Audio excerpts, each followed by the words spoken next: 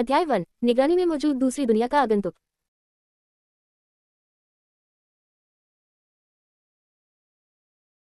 Report में पूर्वी चीन क्षेत्र में असामान्य स्थानिक उतार चढ़ाव का पता चला है।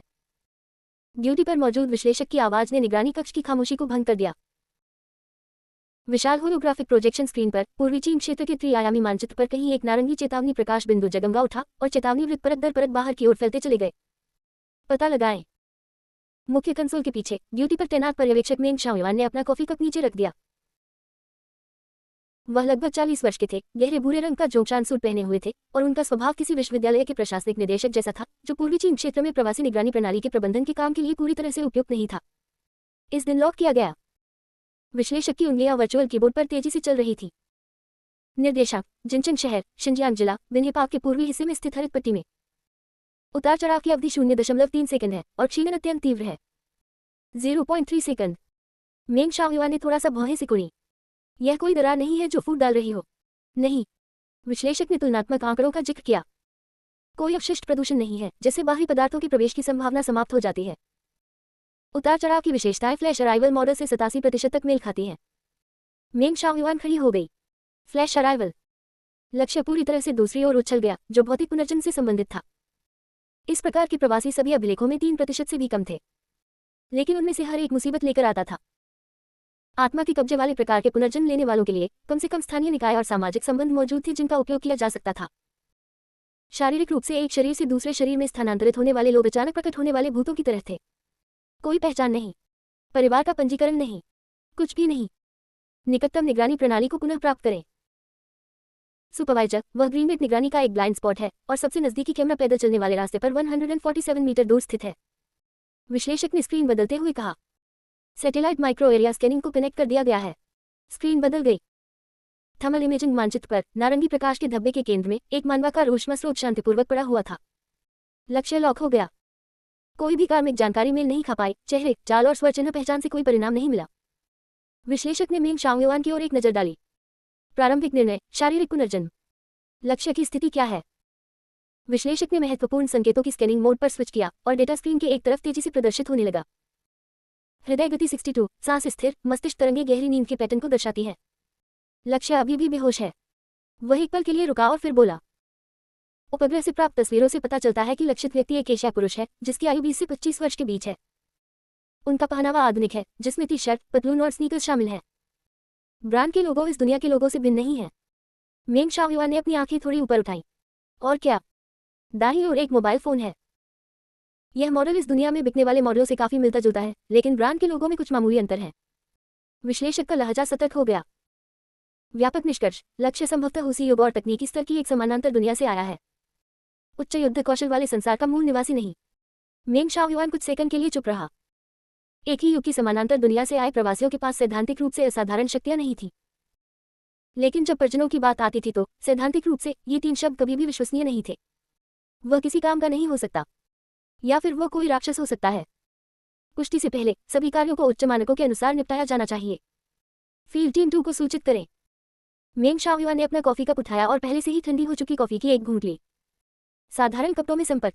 पुलिसकर्मी के रूप में जांच करें। लक्ष्य को सचेत न करें। दूसरे पक्ष के जागने का इंतजार करें और पहले उनकी संज्ञानात्मक क्षमता और मनोवैज्ञानिक स्थिति का पता लगाएं। टीम 2 को प्राप्त हुआ। हेडसेट से एक युवती की स्पष्ट आवाज सुनाई दी। हम 3 मिनट पहले लक्ष्य के बाहरी इलाके में पहुंचे थे और वर्तमान में 82 मीटर दूर हैं। कृपया संपर्क प्राधिकरण की पुष्टि करें। क्लास सी संपर्क को अधिकृत करें। समझा। संचार समाप्त हो गया। मेंग शाओयुआन अपनी कुर्सी पर पीछे झुककर बैठ गया और स्क्रीन पर स्थिर ऊष्मा स्रोत के प्रकाश बिंदु को घूरने लगा। एक और नवागंतुक। ... लिन युआन एक मोटे पक्षी की आवाज से जाग गया। वह चिड़िया उसके सिर के पास घास में बैठी थी और अपनी पूरी ताकत से चिरप चिरप चिरप की चीख रही थी, मानो वह जीवन को खत्म करने की बेताब कोशिश कर रही हो। उन्होंने आंखें खोली। आकाश का रंग धूसर सफेद था। बादल बहुत घने थे जिनसे सूर्योदय की हल्की रोशनी दिखाई दे रही थी। हवा में नमी थी जैसे घास की पत्तियों और मिट्टी की महक आ रही थी। जमीन पर धंसे रहने के कारण उसकी पीठ में बहुत दर्द हो रहा था। वह जमीन पर लेटा हुआ था। इस बात को पूरी तरह समझने में उसे 3 सेकंड लगे। लिन युआन करवट बदलकर बैठ गया और अपने दाहिने हाथ से सहारा लेकर बैठ गया। वह मोटा पक्षी अभी भी वहीं बैठा उसे देख रहा था, अपना सिर झुकाए हुए था और ऐसा लग रहा था जैसे कह रहा हो, आखिरकार तुम जाग गए। लिन युआन ने हाथ बढ़ाकर उसके सिर पर एक हल्की सी चोट मारी। चिड़िया ने अपने पंख फुरफुराए और एक गुस्से भरी चीख छोड़कर उड़ गई। उसके सिर के पिछले हिस्से में हल्का दर्द हो रहा था, जो हैंगओवर के बाद होने वाली हल्की सी अनुभूति के समान था। लेकिन उन्होंने कल रात शराब नहीं पी। कल रात वह आखिर कर क्या रहा था? लिन युआन कंपनी की 11वीं मंजिल पर स्थित अपने वर्क स्टेशन पर बैठे अगले महीने की बजट रिपोर्ट की जांच कर रहे थे। उसकी आंखें दुख रही थीं। वह उठा, अपना मग उठाया, पेंट्री की ओर चला और पानी के डिस्पेंसर का लाल बटन दबा दिया। गर्म पानी बह निकला। उसने अपना सिर घुमाया और फर्श से छत तक फैली खिड़की से बाहर देखा। रात का आकाश मूल रूप से काला था। प्रकाश की एक किरण ने अंधेरे को चीरते हुए अचानक कांच को भेद दिया। लिन युआन ने अपनी आंखें सिकोड़ ली। तेज रोशनी के केंद्र में उसने एक पैटर्न देखा, एक विशाल वृत्त। वृत्त के अंदर एक 5 नुकीला तारा था। इसके तुरंत बाद भारहीनता का एहसास हुआ। उसके हाथ में पकड़ा हुआ मग फिसल गया। गर्म पानी उसके हाथ के पिछले हिस्से पर छिटक गया। जब उसने दोबारा आंखें खोली तो वह यही था। लिन युआन ने अपने सिर के पिछले हिस्से को सहला रहा हाथ नीचे किया और चारों ओर देखा। फिर उसने खुद को जांचने के लिए अपना सिर नीचे किया। टी शर्ट, पैजामा, स्नीकर्स। वह भी वही कपड़े पहनता था जब वह बाहर जाता था। उसके कपड़ों पर कोई निशान या खून के धब्बे नहीं थे। घास पर लेटने के कारण उसकी पीठ पर केवल कुछ कीचड़ और घास के टुकड़े लगे हुए थे। उसने अपनी जेब टटोली। उसका बटुआ वही था। उसका फोन वही था। उनकी कार की चाबियां भी वही थी। लिन युआन ने अपना फोन निकाला और पावर बटन दबाया। स्क्रीन रोशन हो गई। समय 5:47 दिखा रहा था। लेकिन ऊपरी बाएं कोने में सिग्नल बार पर एक ऐसा प्रतीक उछल रहा था जिसे उसने पहले कभी नहीं देखा था। यह चिन्ह 2 बार चमका और फिर कोई सेवा नहीं में बदल गया।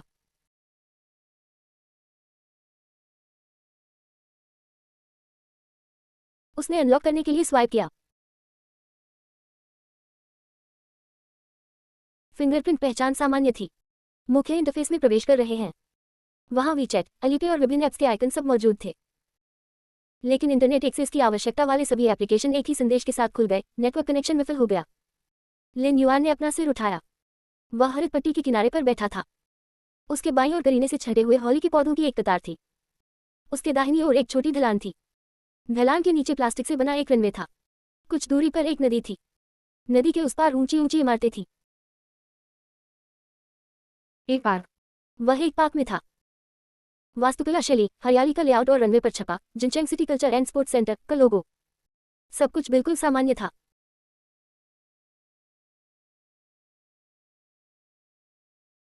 यह इतना सामान्य है कि अगर वह अपने ही शहर में कहीं भी कोई पार्क ढूंढ ले तो उसे वैसा ही दृश्य देखने को मिल सकता है। लेकिन वह इस पार्क को नहीं जानता था और उसने जिनचेंग नाम की जगह के बारे में कभी नहीं सुना था। स्पोर्ट्सवियर पहने एक युवती धीरे धीरे पास दौड़ी। वह लिन युआन के बगल में रुक गई और अपनी सांसों को नियंत्रित करते हुए वहीं पर जॉगिंग करने लगी। 25 या 26 वर्ष की आयु, पोनीटेल, ग्रे रंग की जल्दी सूखने वाली टी शर्ट, काले रंग की स्पोर्ट्स पैंट। उसके पैरों में घरेलू ब्रांड के रनिंग शूज की एक जोड़ी थी। उसने अपने चेहरे पर थोड़ी सी झिझक के साथ लिन युआन की ओर देखा। सर, क्या आप ठीक हैं?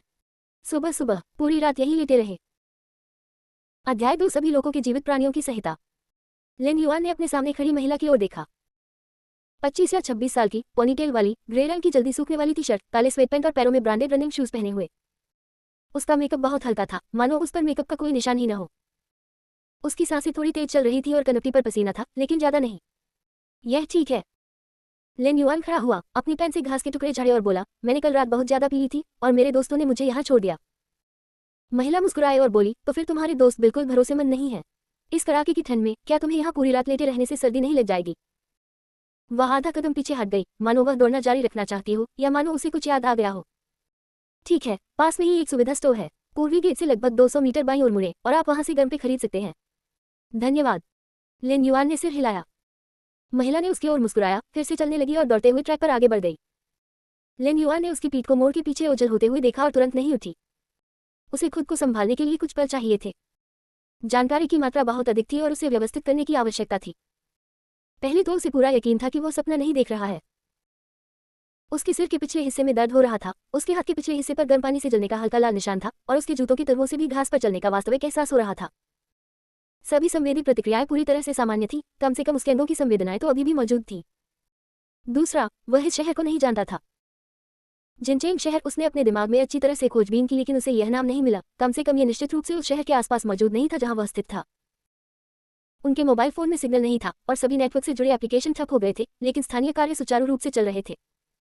इससे ये पता चला कि हार्डवेयर खराब नहीं था, बस बेस स्टेशन के प्रोटोकॉल मेल नहीं खा रहे थे। तीसरा, प्रकाश की वह किरण, एक वृत्त के अंदर बने पंचकोण का पैटर्न, भारहीनता का एहसास। फिर वह यहाँ प्रकट हुआ। Time travel. जब ये दो शब्द उसके दिमाग में आए तो लिन युआन को ये बेतुका नहीं लगा। वह एक ऐसा व्यक्ति था जो वेब नॉवेल पढ़ते हुए बड़ा हुआ था, इसलिए वह इस प्रकार के परिवेश से अपरिचित नहीं था। समस्या ये थी कि संज्ञानात्मक अस्वीकृति न करना और भावनात्मक स्वीकृति दो अलग अलग चीजें थी। लिन युआन ने अपना फोन वापस अपनी जेब में रखा, ऊपर चढ़ा और पूर्व दिशा की ओर चलने लगा। लगभग 30 कदम चलने के बाद लिन युआन रुक गई, क्योंकि उसे कुछ महसूस हुआ था। उसके कपड़ों और त्वचा के बीच उसकी पीठ से कुछ दबा हुआ था, जिससे एक कमजोर लेकिन निरंतर गर्मी महसूस हो रही थी। लिन युआन ने हाथ बढ़ाकर उसकी पीठ के निचले हिस्से को छुआ। उसकी उंगलियां एक चिकने सपाट कठोर किनारे को छू गई, जो मोबाइल फोन से थोड़ा बड़ा था और जिसकी मोटाई लगभग 2 सेंटीमीटर थी। लिन युआन को पूरा यकीन था कि बाहर जाते समय उसने अपनी पीठ के निचले हिस्से में कुछ भी नहीं छिपाया था। उसने वह चीज बाहर निकाल दी, एक किताब। सटीक रूप से कहे तो यह हथेली के आकार की एक छोटी पुस्तिका थी।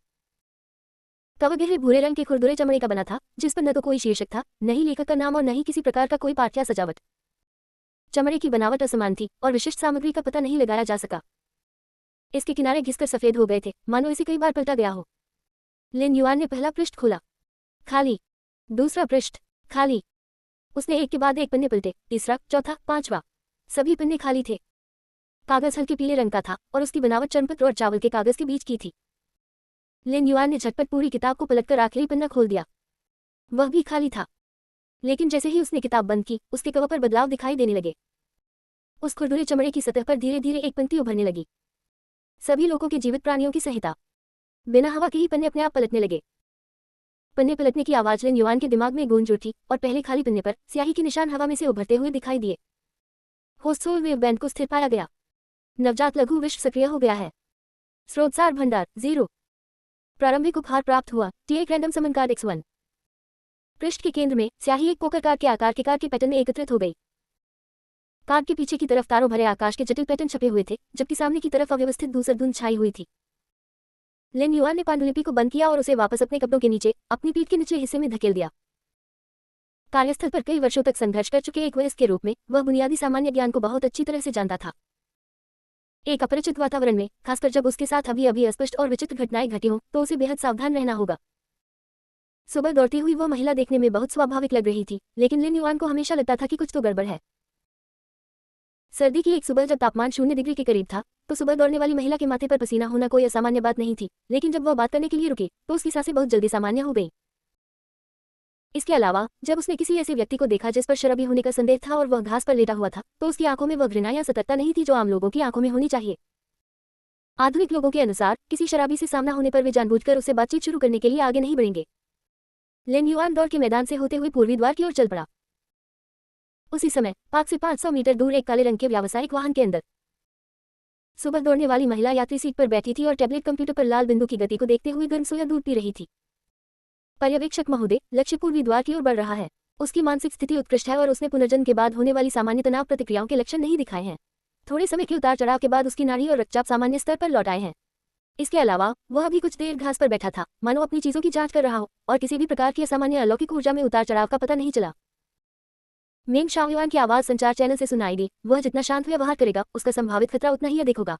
उससे इसी श्रेणी की दूरी बनाए रखे और देखे कि वह कहाँ जा रहा है। समझ गया। वह पूर्वी गेट से बाहर निकला, सुविधास्टोर नहीं गया और सीधे एक सार्वजनिक शौचालय में चला गया। लिन युआन सार्वजनिक शौचालय में दाखिल हुई और पीछे की ओर विकलांगों के लिए बने शौचालय के दरवाजे को एक झटके में बंद कर दिया। जगह तंग थी और उसमें कीटाणुनाशक की हल्की सी गंध आ रही थी, लेकिन वहां कोई कैमरा तो नहीं होना चाहिए, है ना? लिन युआन ने अपना मन शांत किया और उस विचित्र ग्रंथ को एक बार फिर बाहर निकाला। उसने पहला पन्ना खोला। धुंधली धूसर रंग की छपी हुई कार्ड अभी भी चुपचाप कागज की सतह पर पड़ी हुई थी। लिन युआन ने अपनी तर्जनी उंगली बढ़ाई और पन्ने की सतह पर बने कार्ड पैटर्न को धीरे से छुआ। एक रैंडम समन कार्ड सक्रिय हो गया है। विभिन्न दुनियाओं के जीन बैंक का मिलान पूरा हुआ। बुलाने का लक्ष्य मरलोक। जाति मुरलोक, उत्तरी पानी की उप प्रजाति। स्तर 1। लिन युआन इस परिणाम को वास्तव में निराशाजनक नहीं कह सकती थी। लिन युआन ने इतनी वेब नॉवेल पढ़ी थी कि वह जानती थी कि शुरुआत में ड्रैगन या एंजल को बुलाने की संभावना लगभग लॉटरी जीतने के बराबर होती है, और इस जीवन में उसने कभी स्क्रैच ऑफ टिकट पर 5 युआन से अधिक की राशि भी नहीं जीती थी। श्रेणी 1 मरलोक, उत्तरी पानी की उप प्रजाति। पृष्ठ पर छाई धूसर धुंध धीरे धीरे छट गई, जिससे एक स्पष्ट मानव आकृति की रूपरेखा उभर आई। इसकी ऊंचाई लगभग 1.3 मीटर थी। इसका धड़ सुव्यवस्थित था, इसके अंगों के सिरों पर जालीदार संरचनाएं थी और इसके सिर की दोनों ओर गलफड़ों की एक पंक्ति थी। इसका रूप रंग सुंदर होने से बिल्कुल भी संबंधित नहीं था। ये देखने में खड़ी हुई सी बास मछली जैसी लग रही थी। स्याही अभी भी फैल रही थी। धुंध के नीचे से नया पाठ उभरा। विशेषता चयन प्रथम अनुक्रम उत्पत्ति भूमि। ये विकल्प इस अनुयायी की मूलभूत विशेषता प्रवृत्ति और नस्लीय प्रतिभा की दिशा निर्धारित करेगा। विकल्प 1 शांत और निर्मल उथली खाड़ी। उत्तरजीविता दर 100%। मूल्यांकन एक आरामदायक वातावरण एक औसत दर्जे के व्यक्ति का निर्माण करता है, बुनियादी गुण संतुलित है, कोई विशेष बोनस नहीं है। विकल्प 2 जलधाराओं से मंथन करने वाला अपतटीय प्रवाल वृत्ति समूह। उत्तरजीविता दर 90%। मूल्यांकन योग्यतम की उत्तरजीविता शारीरिक क्षमता +1, चपलता +1, जल प्रवाह बोध नामक विशेषता प्राप्त होती है।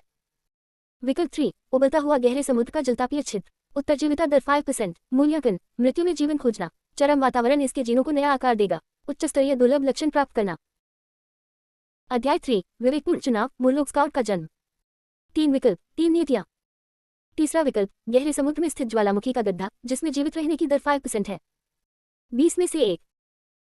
लेन युआन को याद आया कि पिछली बार जब उन्हें इस तरह की अप्रत्याशित स्थिति का सामना करना पड़ा था तब कंपनी की वार्षिक बैठक में कपड़े धोने के डिटर्जेंट का एक बैग निकाला जा रहा था। वह नहीं जीता। इसके अलावा इस विकल्प के लिए दंड कार्ड नष्ट करना था। यही उसका एकमात्र तुरुप का पत्ता था। एक बार नष्ट हो जाने पर उसके पास वास्तव में कुछ भी नहीं बचेगा। अलौकिक शक्तियों से रहित एक अलग दुनिया में एक अपंजीकृत अवैध निवासी के रूप में उसकी जेब में मौजूद आरएमबी केवल बेकार कागज के समान थे। इस तरह की शुरुआती स्थिति में वह जोखिम उठाने का जोखिम नहीं उठा सकता था। लेन युआन की तर्जनी उंगली दूसरे विकल्प पर आकर रुकी। 90% उत्तरजीविता दर, साथ ही 2 विशेषता बोनस और 1 बोध क्षमता, ये सबसे अच्छा विकल्प होना चाहिए। चयनित अशांत अपतटीय चट्टानें। उसके मन में एक खंडित छवि कौंध गई। समुद्री धाराओं ने गाद को ऊपर उठा दिया जो उबड़ खाबड़ चट्टानों से टकरा रही थी। एक किशोर मरलॉक चट्टान की दरार से बुरी तरह चिपका हुआ था। धारा के खिंचाव से उसका शरीर लगभग विकृत हो गया था। चट्टान के नुकीले किनारों ने उसकी कोमल त्वचा पर खून से लथपथ घाव कर दिए। उसने दहाड़ नहीं मारी बल्कि अपने शरीर को और कसकर सिकोड़ लिया। पुतली विहीन आंखों की एक जोड़ी पास ही में स्थित एक समुद्री सांप को टकटकी लगाए देख रही थी जिसे धारा ने चीर फाड़ कर टुकड़े टुकड़े कर दिया था। पन्ने पर स्याही तेजी से बहने लगी। इसके साथ ही मुल्लोक की आकृति भी विकृत हो गई, यहाँ तक कि उसकी रेखाएं भी कुछ हद तक अव्यवस्थित हो गई। 3 सेकंड बाद आकृति स्थिर हो गई। अस्तित्व का दृढ़ संकल्प, सफलता। आधारगत विशेषताओं में समायोजन, शारीरिक क्षमता +1, चपलता +1। जातीय विशेषता प्राप्त, जल प्रवाह बोध 10 मीटर के दायरे में सभी तरल पदार्थों के प्रवाह और परिवर्तनों को समझने में सक्षम। मुल्लोक की आकृति थोड़ी और स्पष्ट हो गई। इसकी सुगठित धड़ पर चट्टानों से रगड़ लगने के कुछ निशान दिखाई दिए और इसके पंखों के किनारे अधिक नुकीले हो गए। लेन युआन के कंधे और पीठ में थोड़ी शिथिलता आ गई। 90% संभावना वास्तव में सुरक्षित थी। पृष्ठ पर स्याही फिर से बदल गई और नया पाठ संघनित होकर आकार लेने लगा। विशेषता चयन दूसरा क्रम किशोरों से सामना। यह विकल्प अनुयायी के विकास पथ और युद्ध संबंधी प्राथमिकताओं को निर्धारित करेगा। विकल्प 1 चट्टान की दरारों में छिपकर सुरक्षित प्लवक और समुद्री शैवाल खाकर जीवन व्यतीत करें। उत्तरजीविता दर 100%। मूल्यांकन सुरक्षित रूप से पले बड़े लेकिन कुपोषित, कोई विशेषता बोनस नहीं। विकल्प 2 मरलॉक समुदाय का अनुसरण करें और उथले समुद्र की मछलियों को घेरने और उनका शिकार करने में भाग लें। उत्तरजीविता दर 85%। मूल्यांकन टीम का सदस्य, ताकत +1, समूह सहयोग, गुण प्राप्त करें। विकल्प 3 गहरे समुद्र के एक विशालकाय जीव के शिकार क्षेत्र में भटक जाना, हताशा और अत्यधिक भय के बीच जीवित रहने का मौका तलाशना। जीवित रहने की संभावना 10%। मूल्यांकन जीवन और मृत्यु के बीच एक दौड़, संकट अंतर्ज्ञान नामक दुर्लभ गुण प्राप्त करें जिससे चपलता में जबरदस्त वृद्धि होगी। लेन युआन ने विकल्प 3 के चमकीले लाल 10% हिस्से को घूर कर देखा। ये चीज जिंदगियों को छलनी की तरह इस्तेमाल कर रही थी। चयनित मुर्लोक समुदाय का अनुसरण करें और उथले समुद्र की मछलियों को घेरने और उनका शिकार करने में भाग लें। तस्वीरें जारी रहीं। मरलोक थोड़ा बड़ा हो गया था और अपने जैसे जीवों के एक समूह में शामिल होकर एक विशालकाय नुकीले दांतों वाली मुरई मछली का शिकार एक साधारण हड्डी के भाले से कर रहा था। उस अराजक लड़ाई में उसके बगल में खड़े रिश्तेदार की कमर को मुरई ने एक ही बार में काटकर आधा कर दिया। ताजा खून से समुद्र का पानी लाल हो गया। इस अवसर का लाभ उठाते हुए उसने हड्डी के भाले को मुरई की कोमल पेट में घुसा दिया। ये तेजी से पीछे हट गया और अपने साथियों द्वारा बनाई गई छाया में घुल मिल गया। सटीक, कुशल। स्याही फिर से तेजी से फैलने लगी और इसके साथ ही मरलॉक की रूपरेखा और भी कसी गई जैसे उसकी रेखाओं में क्रूरता का आभास जुड़ गया। अस्तित्व का दृढ़ संकल्प, सफलता। आधारगत विशेषताओं में समायोजन, शक्ति जोड़े।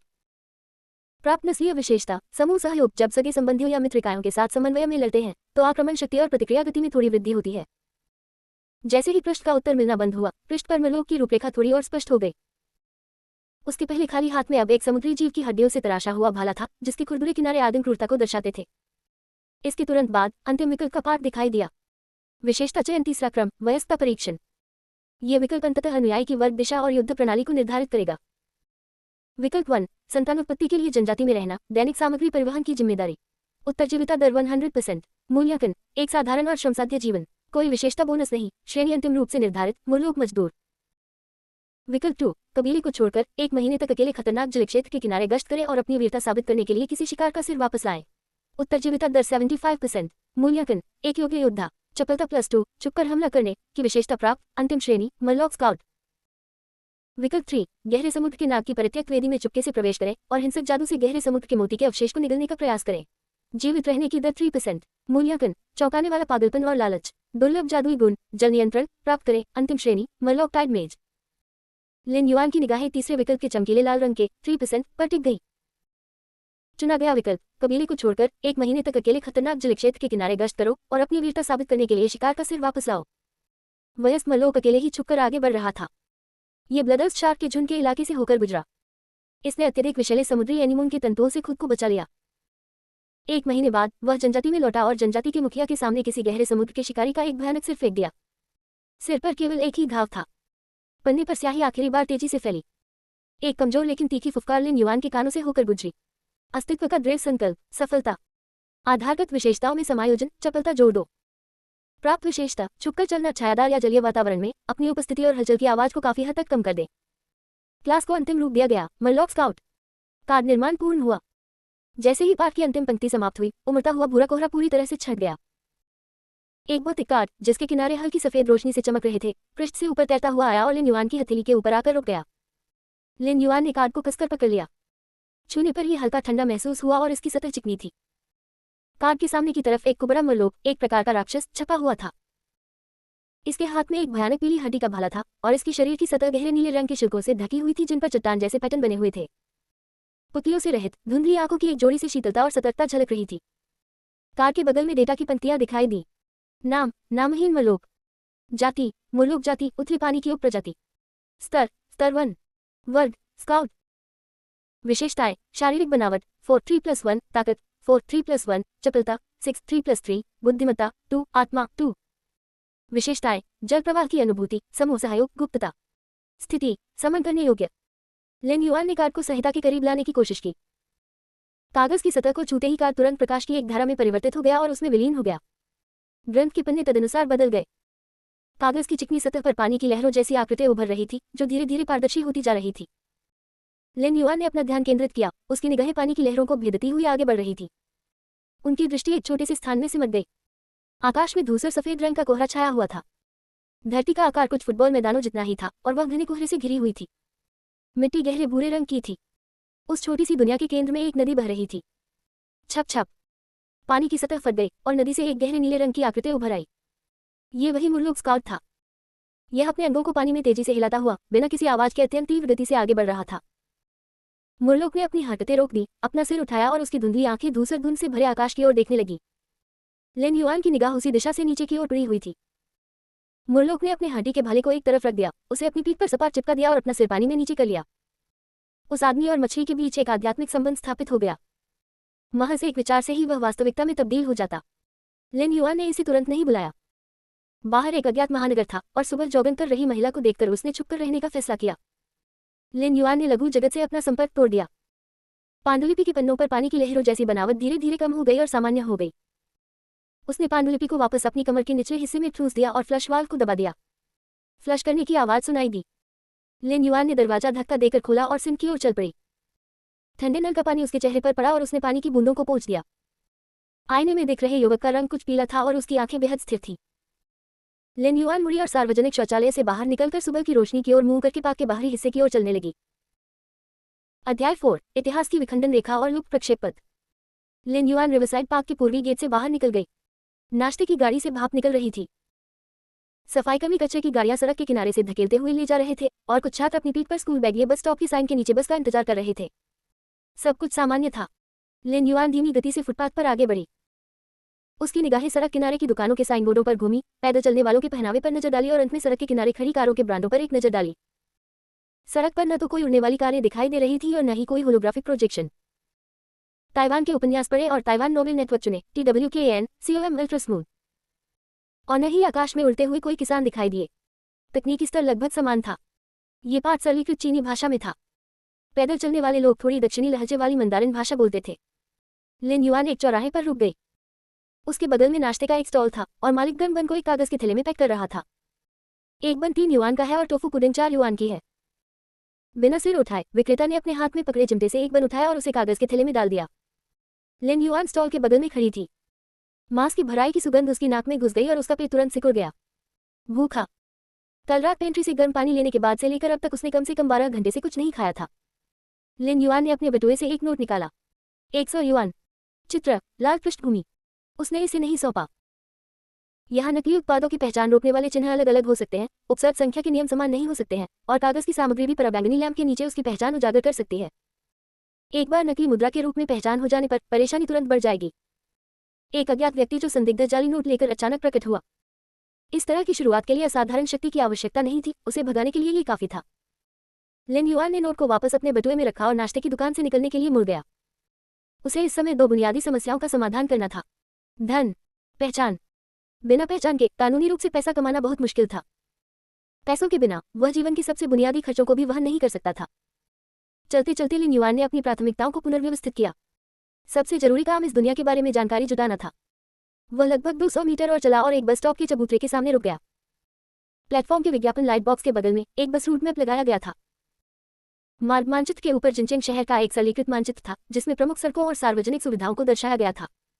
जिनचेंग शहर, झिंजियांग जिला। लिन युआन ने आधे मिनट तक नक्शे को घूर कर देखा। शिनजियांग जिले की रूपरेखा संकरी और लंबी थी, जो पश्चिम में बिन नदी से लगती थी और उत्तर में पुराने शहरी क्षेत्र से जुड़ती थी। मानचित्र पर बस मार्गों की सघनता थी और स्टेशनों के नाम छोटे अक्षरों में अंकित थे। लिन युआन की निगाहें एक स्थान पर टिक गई। Jincheng city library, number 88 Wen Yuan road, Xinjiang जिला। जहां वह अभी खड़ा था, वहां से सीधी रेखा में दूरी लगभग 4 किलोमीटर थी। 4 किलोमीटर। सामान्य गति से चलने पर वहां पहुंचने में 40 मिनट से 1 घंटे का समय लगेगा। लिन युआन ने अपना सिर उठाकर आकाश की ओर देखा। बादल पहले की तुलना में थोड़े पतले थे, जिससे उनमें हल्के नीले रंग की झलक दिखाई दे रही थी। तापमान बहुत कम था और उसकी सांस से निकलने वाली भाप सफेद धुंध में बदल गई। वहां पैदल जाना पूरी तरह से अस्वीकार्य नहीं था। पुस्तकालय एक ऐसा सूचना प्राप्ति माध्यम था जिसके बारे में वह सोच सकता था, जिसमें कोई पैसा खर्च नहीं होता था, किसी पहचान की आवश्यकता नहीं होती थी और जो अचानक सा नहीं लगता था। किसी भी शहर का सार्वजनिक पुस्तकालय आमतौर पर जनता के लिए खुला रहता है। भले ही यह दुनिया उसकी मूल दुनिया से बहुत अलग हो, फिर भी ये नियम शायद ही बदलेगा। लिन युआन आगे बढ़ी और फुटपाथ पर दक्षिण पश्चिम दिशा में चलने लगी। एक फार्मेसी के पास से गुजरते हुए, जिसके बगल में एक मोबाइल फोन मरम्मत की दुकान थी और उससे आगे एक तंबाकू और शराब की दुकान थी जो अपने घूमने वाले शटर को नीचे कर रही थी। सड़क पर शोर बढ़ता ही जा रहा था। इलेक्ट्रिक बाइकें उसके पास से तेजी से गुजर गई, सड़क पर यातायात बढ़ने लगा और सुबह का व्यस्त समय नजदीक आ रहा था। लगभग 1 किलोमीटर चलने के बाद लिन युआन की गति धीमी हो गई। लिन युआन सड़क किनारे एक पेड़ से टेक लगाकर थोड़ा झुककर जोर जोर से हॉर्न रही थी। तभी ब्रेक लगने की तेज आवाज के साथ एक बस थोड़ी ही दूर आगे एक प्लेटफॉर्म पर रुक गई। लिन युआन ने सिर उठाकर देखा। बस की फ्रंट डिस्प्ले स्क्रीन पर गंतव्य स्थान स्क्रॉल हो रहा था। जिनचेंग सिटी लाइब्रेरी। बस के दरवाजे खुले और डाउन जैकेट पहने कई नागरिक एक के बाद एक बस में चढ़ गए। किसी ने मोबाइल फोन का इस्तेमाल करके कोड को स्कैन किया। कुछ लोगों ने सिक्कों से भरे डिब्बे में सिक्के डाले। सिक्के। लिन युआन के मन में तुरंत एक योजना बन गई। बैंकनोटों पर जटिल जालसाजी रोधी चिन्ह होते थे और उपसर्ग संख्याएं आसानी से किसी नोट की पहचान करा देती थी। सिक्के अलग थे। सिक्कों पर आमतौर पर काफी घिसावट होती थी। जब तक उनका आकार और वजन लगभग एक जैसा होता था और धातु के टकराने की आवाज भी मिलती जुलती होती थी, तब तक पैसे रखने वाले के पास शायद ही इतनी ऊर्जा होती थी कि वह सिक्कों के आगे और पीछे के पैटर्न में अंतर कर सके। लिन युआन ने जल्दी से अपना बटुआ टटोला और उसके अंदर से एक युआन के 2 सिक्के निकाले। वह एक आंटी के पीछे बस में चढ़ गया। सिक्के उसकी उंगलियों के बीच दबे हुए थे और उसकी हथेलियों से थोड़ा पसीना रिस रहा था। खनखनाहट। सिक्का पैसे रखने वाले डिब्बे में गिरा, जिससे धातु की टकराने की आवाज आई। ड्राइवर बिना सिर घुमाए, केवल यंत्रवत चिल्लाते हुए पीछे देखने वाले शीशे में देख रहा था कि कहीं कोई उसका पीछा तो नहीं कर रहा है। अंदर की ओर झुके और रेलिंग को पकड़ लें। लिन युआन गाड़ी की पिछली पंक्ति में गई और कोने में बैठ गई। खिड़की के बाहर का सड़क का दृश्य धीरे धीरे पीछे की ओर धुंधला होता चला गया। उसके कंधे कुर्सी की पीठ पर टिके हुए थे और अंततः उसका शरीर कुछ देर के लिए आराम महसूस करने लगा। 20 मिनट बाद बस पुस्तकालय के सामने स्थिर गति से रुक गई। जिनचेंग सिटी लाइब्रेरी एक विशाल इमारत थी। बाहरी दीवार को कांच और हल्के भूरे रंग की धातु की प्लेटों को जोड़कर बनाया गया था और प्रवेश द्वार के ऊपर पुस्तकालय का आकर्षक नाम लटका हुआ था। लिन युआन भीड़ के पीछे पीछे सीढ़ियों से ऊपर चढ़ी और प्रेरक कांच के दरवाजे से अंदर चली गई। गर्म हवा उसके चेहरे पर लगी। हवा में कागज और स्याही की गंध फैली हुई थी। पहली मंजिल की लॉबी में सेल्फ सर्विस रिट्रीवल मशीनें और रीडिंग एरिया की व्यवस्था थी। लाइब्रेरी कार्ड बनवाने की कोई आवश्यकता नहीं थी। जब तक किताबें लाइब्रेरी से बाहर नहीं ले जाई जाती थी, कोई भी उन्हें स्वतंत्र रूप से प्राप्त कर सकता था और पढ़ सकता था। लिन युआन ने राहत की सांस ली। उन्होंने इंटरनेट से जुड़े पुनर्प्राप्ति उपकरण को छुआ तक नहीं, बल्कि सीधे संकेतों का अनुसरण किया और दूसरी मंजिल पर स्थित सामाजिक विज्ञान और इतिहास के पठन कक्ष में जाने के लिए सीढ़ियों से ऊपर चले गए। सुबह 8 बजे रीडिंग रूम में ज्यादा लोग नहीं थे। कॉलेज के कुछ ही छात्र समीक्षा सामग्री के पन्ने पलटने में अपना सिर गड़ाए हुए थे। लिन युआन किताबों की अलमारियों के भीतर गहराई तक चले गए। उनकी नजरें तेजी से किताबों की जल्दों पर घूम गईं। हुआशिया का प्राचीन इतिहास, विश्व का सामान्य इतिहास, आधुनिक और समकालीन उथल पुथल के अभिलेख, नाटकीय परिवर्तनों की एक सदी। उसने कुछ बुनियादी सामान्य इतिहास की किताबें निकाली, बैठने के लिए एक कोना ढूंढा और उन्हें जल्दी जल्दी पलटना शुरू कर दिया। लिन युआन बहुत जल्दी किताबें पढ़ लेता था। उन्हें केवल प्रमुख घटनाओं और समय सीमाओं की पुष्टि करनी थी। जिया, शांग और झो, वसंत और शरद ऋतु तथा युद्धरत राज्य, किन और हान राजवंशों का एकीकरण, वेई, जिन और उत्तरी तथा दक्षिणी राजवंश, तांग सोंग, युआन, मिंग और किंग। लिन युआन के पन्ने पलटने की गति थोड़ी धीमी हो गई। 18वीं शताब्दी तक इस दुनिया का ऐतिहासिक पथ, राजवंशीय अपरिवर्तन, जिसमें सम्राट किन शी हुआन, हान सम्राट वू, लिबाई और सुशी जैसे ऐतिहासिक व्यक्ति शामिल हैं, सभी उनकी स्मृति में मौजूद दुनिया के अनुरूप थे। सांस्कृतिक आधार एक जैसा ही था। ये संभवतः एक समरूप समानांतर दुनिया थी। लेकिन जब लिन युआन ने आधुनिक और समकालीन उथल पुथल के अभिलेख नामक पुस्तक खोली और 19वीं शताब्दी के मध्य के बाद के पन्ने पलटे, तो उनकी उंगलियां रुक गईं। यहीं से इतिहास बदल गया।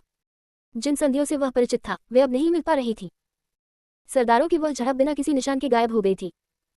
उस समय विश्व युद्धों का कोई स्वरूप भी मौजूद नहीं था। पुस्तक में दर्ज रिकॉर्ड के अनुसार 1895 में वैश्विक स्तर पर एक भीषण आपदा आई थी। कई स्थानों पर उल्कापिंड गिरे। एक के बाद एक सुनामी आती रही। इसके बाद एक अज्ञात महामारी फैल गई। इस आपदा ने पूरी दुनिया को प्रभावित किया और पुराने सामंती राजवंश और सत्ता प्रणाली थोड़े ही समय में ध्वस्त हो गए। आगे चलकर लिन युआन को इतिहास की किताबों में एक भी नाम नहीं पहचान में आया। हुआशिया की धरती को विपत्ति के साए से बाहर निकालने और एक नई व्यवस्था स्थापित करने वाले व्यक्ति का नाम चू झेननान था। पुस्तक में उन्हें भोर का अग्रदूत कहा गया था। चू झेननान ने अत्यंत कम समय में घरेलू संसाधनों को एकीकृत किया, अशांति को शांत किया और एक नई औद्योगिक और तकनीकी प्रणाली की स्थापना का नेतृत्व किया। लिन युआन ने पन्ने पर छपी काली सफेद तस्वीर को घूर कर देखा। तस्वीर में दिख रहे व्यक्ति ने काली वर्दी पहनी हुई थी, उसकी भौहें उभरी हुई थी और उसकी आंखों में एक ठंडी, कठोर नजर आ रही थी। वह आगे की ओर पलटता रहा। विश्व स्तर पर विभिन्न देशों का आधुनिक इतिहास पूरी तरह से बदल गया था। आइंस्टीन, न्यूटन, मैडम क्यूरी, भौतिकी और रसायन विज्ञान के क्षेत्रों में महत्वपूर्ण पदों पर आसीन ये नाम अब लुप्त हो चुके थे। उनकी जगह अलेक्जेंडर कोविच और लिंडबर्ग जैसे अपरिचित नामों ने ले ली। उनके द्वारा प्रस्तावित सिद्धांतों के परिणामस्वरूप आधुनिक प्रौद्योगिकी का विकास हुआ। लेकिन सैद्धांतिक प्रक्रिया और ऐतिहासिक बिंदु दोनों में स्पष्ट छलांगें दिखाई देती थी। प्राचीन इतिहास अत्यंत सुसंगत था। लेकिन 1895 के बाद आधुनिक इतिहास में एक वैश्विक विभाजन रेखा देखने को मिली। वैज्ञानिक प्रणाली, राजनीतिक ढांचा और प्रमुख व्यक्ति एक साथ बदल गए। यह ऐसा बदलाव नहीं था जिसे सामान्य तिथि प्रभाव से समझाया जा सके। लिन युआन ने किताब बंद की और अपनी सूजी हुई भौहों को रगड़ा। उसने चू झेननान की उस तस्वीर को फिर से देखा। यह सामान्य नहीं है। आवाज बहुत धीमी थी और केवल वही उसे सुन सकता था। यदि समानांतर दुनिया महज एक प्राकृतिक विभाजन होती, तो इतिहास ठीक उसी समय बिंदु पर स्पष्ट रूप से विभाजित नहीं होता, जब तक कि महाविपदा के काल में कोई बाहरी शक्ति इस दुनिया में हस्तक्षेप न कर दे। अध्याय 5, पुल के मेहराब के नीचे सोने का पहला घड़ा। साथ ही स्काईडॉम जनरल एडमिनिस्ट्रेशन मॉनिटरिंग हॉल। विशाल होलोग्राफिक स्क्रीन को एक दर्जन उप स्क्रीन में विभाजित किया गया था, जो शहर के पुस्तकालय की दूसरी मंजिल पर स्थित कोने पर 360 डिग्री के कोण पर 0 एंगल के साथ केंद्रित थी। इन फीड्स का स्रोत विभिन्न कैमरे थे, जिनमें खिड़की के बाहर एक शाखा पर बैठा एक यांत्रिक बायोनिक पक्षी भी शामिल था। लक्ष्य ने हुआशिया का सामान्य इतिहास और तूफानी घटनाओं के आधुनिक और समकालीन अभिलेख का अध्ययन किया है। संचार चैनल में द्वितीय फील्ड टीम के नेता नाइटिंगेल ने कहा, किताब पलटने की गति बेहद तेज है और सभी विराम बिंदु ऐतिहासिक त्रुटिकाल पर अटके हुए हैं। वह विश्व रेखा की पुष्टि कर रहे हैं। मेंग शाओयुआन ने एक चाय का कप पकड़ रखा था और वह स्क्रीन पर भावहीन दिख रहे युवक को घूर रही थी। क्या घबराहट या नियंत्रण खोने की कोई लक्षण है? बिल्कुल नहीं। प्रथम जनरल एडमिनिस्ट्रेशन प्रमुख की तस्वीर देखते ही उनकी हृदय गति केवल 0.2 सेकंड के लिए बढ़ी और फिर एक बूढ़े कुत्ते की तरह स्थिर हो गई, एकदम शांत। मेंग शाओयुआन ने चाय का कप नीचे रख दिया। बेहद उत्कृष्ट मनोवैज्ञानिक गुण। वह न तो हंगामा करता है और न ही अंधाधुंध छानबीन करता है। वह जानता है कि अपनी जानकारी को पूरा करने के लिए सबसे पहले सार्वजनिक जानकारी प्राप्त करनी चाहिए। इस तरह की बुद्धि वाले नवागंतुकों से निपटना सबसे मुश्किल होता है। नाइटिंगेल ने पूछा, क्या आप सीधे संपर्क का अनुरोध कर रहे हैं? अस्वीकृत। वह वर्तमान में एक अपंजीकृत व्यक्ति है। भूख, ठंड और रहने की जगह न होना वास्तविकता की मार धीरे धीरे उसकी रक्षा पंक्ति को तोड़ देगी। हमें उसके व्यक्तित्व को जड़ से समझना होगा। टीम 2, कड़ी निगरानी रखना जारी रखें। जब तक वह असाधारण शक्तियों का उपयोग नहीं करता, तब तक उसे पहले समाज की बुराई का अनुभव करने दें। मेंग शाओयुआन ने विश्लेषक की ओर मुड़कर कहा, जैविक विशेषताओं को स्रोत पदार्थ उतार चढ़ाव डेटाबेस में दर्ज करें। कल रात का आगमन उतार चढ़ाव इतना कम समय का था। इस बच्चे द्वारा लाया गया उपहार निश्चित रूप से कोई बड़ी वस्तु होगी। ... दोपहर के 3 बजे लिन युआन पुस्तकालय से बाहर निकल गई। ठंडी हवा सीधे उसकी पतली टी शर्ट में घुस गई, जिससे उसके पेट में ऐंठन और दर्द होने लगा। भूखा, ठंडा, न पैसे हैं, न पहचान पत्र। उसके जैसे अपंजीकृत व्यक्ति के लिए औपचारिक अंशकालिक नौकरियां निश्चित रूप से काम नहीं करेगी, और अगर वह इस हालत में भीख मांगता हुआ दिखाई देता है तो उसे निश्चित रूप से एक निकम्मा ठग समझ लिया जाएगा। वह सड़क पर चलने लगा। चौराहों और दुकानों में हर जगह निगरानी कैमरे लगे हुए थे। वह अचानक रुक गया। अगर इस दुनिया में भी उसकी पिछली दुनिया की तरह स्काईनेट प्रणाली होती तो उसकी सुरागों की पूरी तरह से जांच जरूर हो जाती। क्या इसे नजरअंदाज किया गया है, या फिर क्या प्रौद्योगिकी पूर्ववर्ती दुनिया के स्तर तक नहीं पहुंची है? इस बारे में सोचते हुए उसने दृढ़ता से भीड़भाड़ वाली मुख्य सड़कों से बचने का फैसला किया और पुराने जिले की ओर चलने के लिए मुड़ गया। एक नदी का नाला पुराने जिले के बीच से क्षैतिज रूप से गुजरता था। पानी की गुणवत्ता मैली थी और कभी कभार उस पर थोड़ा बहुत कचरा तैरता रहता था। लिन युआन नदी के तटबंध के किनारे रुक गई। वहां आसपास कोई नहीं था और ऊपर केवल कुछ पुराने कैमरे थे जो लंबे समय से जंग खाकर खराब हो चुके थे। वह पत्थर की सीढ़ियों से नीचे उतरा और सीधे पुल के मेहराब की गहराई में छेद करने लगा। रोशनी अचानक कम हो गई और सीमेंट की दीवारों के कारण उसकी दृष्टि अवरुद्ध हो गई।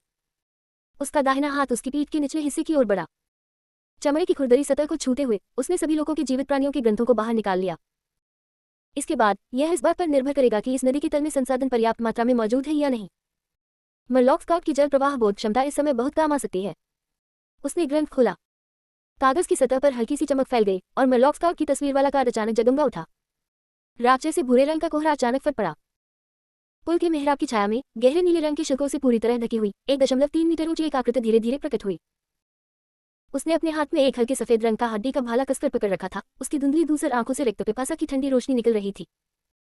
जैसे ही ये प्रकट हुआ, मुरलूक ने सहज रूप से अपनी पीठ को धनुषाकार कर लिया और अपने गले से एक अत्याचारी फुफकार निकाली। लेकिन अगले ही पल उसे लिन युआन की आभा का आभास हुआ। उसकी हड्डियों में बसी क्रूरता पल भर में सिमट गई। हड्डी का भाला लटक गया और मुरलूक ने अत्यंत आज्ञाकारिता के साथ जमीन पर लेटकर प्रणाम किया। पुल के मेहराब के नीचे से पानी की तेज मछली जैसी गंध आ रही थी। पानी में जाओ। लिन युआन ने एक शब्द भी नहीं कहा। मानो सहज प्रवृत्ति से ही यह आदेश मानसिक संपर्क के माध्यम से मुरलॉक के दिमाग में प्रवेश कर गया। सिक्के या मूल्यवान धातुएं ढूंढो। मुरलॉक स्काउट खड़ा हुआ और चुपचाप नदी के पानी की ओर सरक गया। उसके जालीदार पैर पानी की सतह को काटते हुए आगे बढ़ते हैं। जरा सी भी हलचल नहीं हुई। स्टील्थ विशेषता सक्रिय हो गई। गहरे नीले रंग की आकृति नदी के पानी में पूरी तरह से गायब हो गई। इस समय स्काईडॉम मुख्यालय का निगरानी कक्ष। तेजलाल अलार्म की आवाज ने अचानक हॉल की शांति भंग कर दी। पर्यवेक्षक विश्लेषक अचानक खड़ा हो गया और स्क्रीन पर टकटकी लगाए देखने लगा। सीसाब क्षेत्र के किनारे पुराने जिले में किंगहे पुल के नीचे एक स्रोत पदार्थ में उतार चढ़ाव का पता चला है। मेंग शाओयुआन मुख्य नियंत्रण कंसोल के सामने की ओर तेजी से बढ़ा। लक्ष्य स्थान।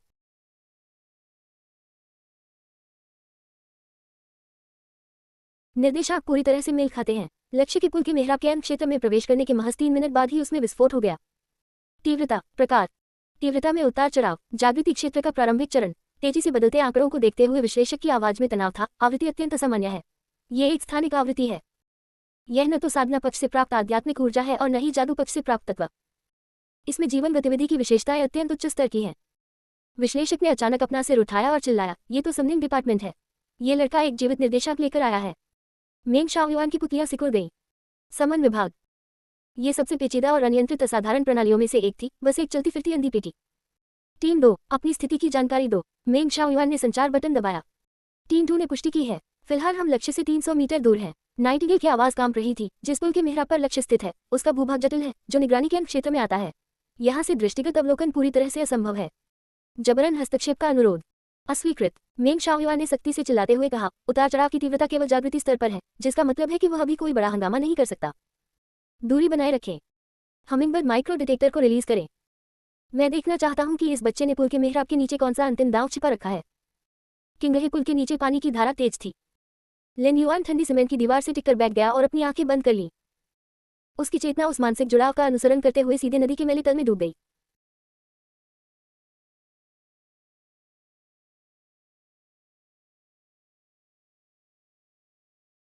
उसकी चेतना उस मानसिक जुड़ाव का अनुसरण करते हुए सीधे नदी के मैले तल में डूब गई। दृश्य धुंधला था। चारों ओर गाद और कचरा फैला हुआ था। मुरलूक स्काउट एक परछाई की तरह था जो बंजर भूमि में बेतहाशा भाग दौड़ कर रहा था। जल प्रवाह बोध पूरी तरह से खुल गया था। किसी भी कठोर वस्तु से टकराते हुए जलधारा के सूक्ष्म प्रतिरोध ने उसके मन में एक स्पष्ट रूपरेखा तैयार कर दी। बहुत जल्दी मरलोक के नुकीले पंजे कीचड़ में घुस गए और उसने बड़ी सटीकता से काई से ढकी एक धातु की डिस्क को खोदकर निकाल लिया। सिक्का। 10 मिनट बाद पानी की सतह पर एक बहुत ही सूक्ष्म लहर फैल गई। मुरलोक स्काउट ने अपना सिर बाहर निकाला, किनारे पर रेंग कर आया और लिन युआन के सामने चलने लगा। उसकी जालीदार हथेली फैल गई। काली मिट्टी से सने 5 सिक्के, साथ ही एक टूटा हुआ काला पड़ चुका चांदी का हार। लिन युआन ने हार लिया और नदी के पानी से उस पर जमी गाद को धो डाला। उसने उसे अपने हाथ में तोला। शुद्ध चांदी, और इसका वजन भी ग्राम में कम नहीं था। उसके लिए भरपेट भोजन करना पर्याप्त होना चाहिए। परलोक में यह उसका पहला स्वर्ण संग्रह था। ठीक इसी क्षण मुरलोक स्काउट ने अचानक अपना सिर घुमाया। उसकी धुंधली दूसर आंखें पुल के मेहराब के बाहरी किनारे के बाहर हवा में टकटकी लगाए हुए थी। जल प्रवाह बोध न केवल जल को महसूस कर सकता था, बल्कि हवा में होने वाले अत्यंत सूक्ष्म द्रव परिवर्तनों को भी सटीक रूप से पकड़ सकता था। लिन युआन की दृष्टि उसी के अनुरूप आगे बढ़ी। पुल के मेहराब के बाहर अंधेरे में नाखून के आकार का एक यांत्रिक हमिंगबर्ड सीमेंट की दीवार के सहारे एक विचित्र प्रक्षेपवक्र में चुपचाप सरक रहा था, जिसे देखकर न्यूटन भी किसी को पीटने का मन बना लेता। पिनहोल लेन सीधे पुल के मेहराब के अंदरूनी हिस्से पर केंद्रित था। उच्च श्रेणी की शिकारी अक्सर शिकार की मुद्रा में दिखाई देते हैं। लिन युआन की उंगलियां चांदी के हार को थोड़ा और कसकर पकड़ रही थी। अध्याय 6 अधूरी इमारत में बिन बुलाया मेहमान। दरअसल कोई न कोई लगातार उस पर नजर रख रहा था और उसके ठिकाने का लगातार पता चलता रहता था। फिलहाल लिन युआन केवल अनदेखा करने का नाटक कर सकती थी और उसने जलमानव के कंधे पर थपथपाया।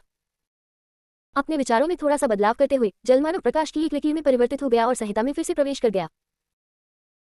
उसने सिक्के और हार अपनी जेब में ठूंस लिए और इससे पहले कि यांत्रिक उड़ने वाले कीड़े का लेंस पूरी तरह से अंदर तक देख पाता, वह चुपचाप पत्थर की सीढ़ियों से होते हुए पुल के मेहराब के दृश्यवरोध क्षेत्र का फायदा उठाते हुए खिसक गया। उसके जाने के बाद ही वह यांत्रिक उड़ने वाला कीड़ा पूरी तरह से पुल के मेहराब से टकरा गया।